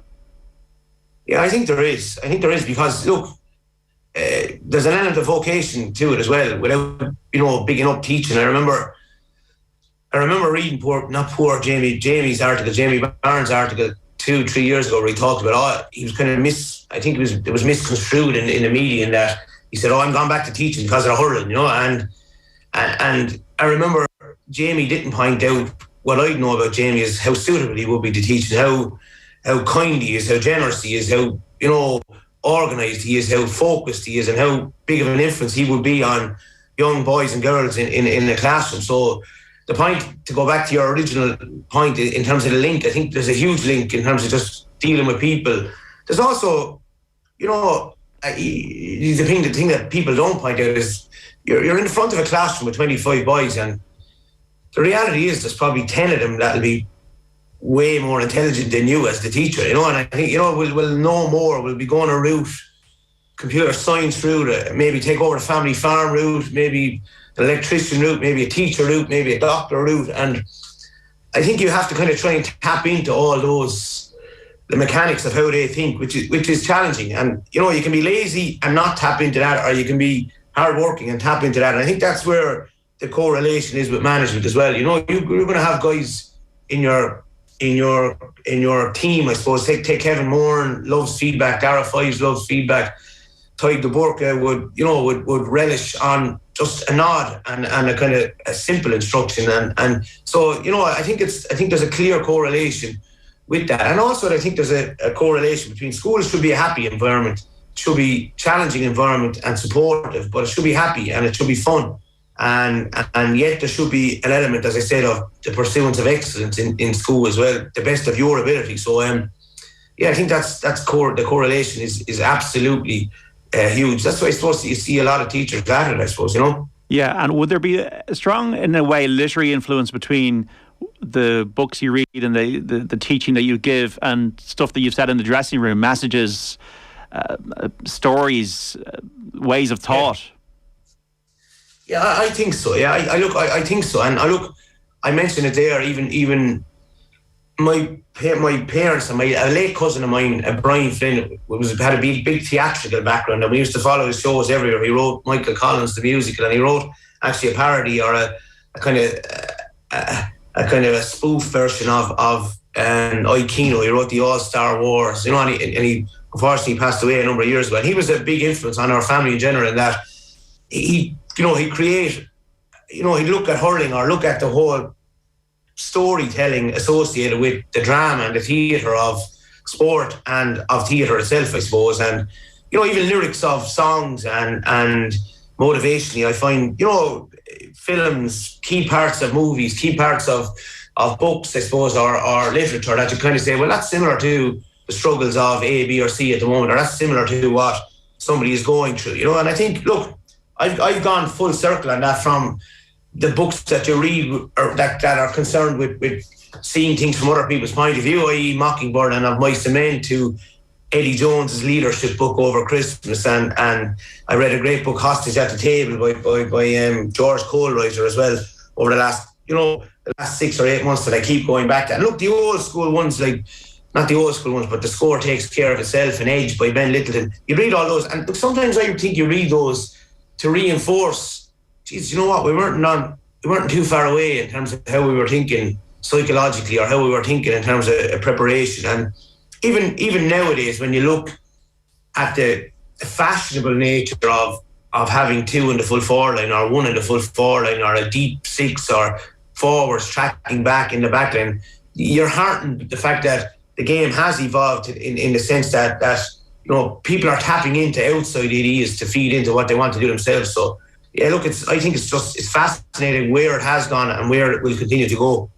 There was a progression for you, Derek, obviously, between winning a county title with De La Salle, then to managing Waterford for the first time after you got the job in 2013. There must have been a chasm, a Pacific Ocean, between the guy who played a couple of times under Gerald McCarthy and the man then who walked into an inter-county job when the inter-county scene had become an industry. Yeah, and you know what, John, I'm not saying I wasn't prepared for it, because I managed De La Salle in 12 and 13, and I remember the job was coming up then.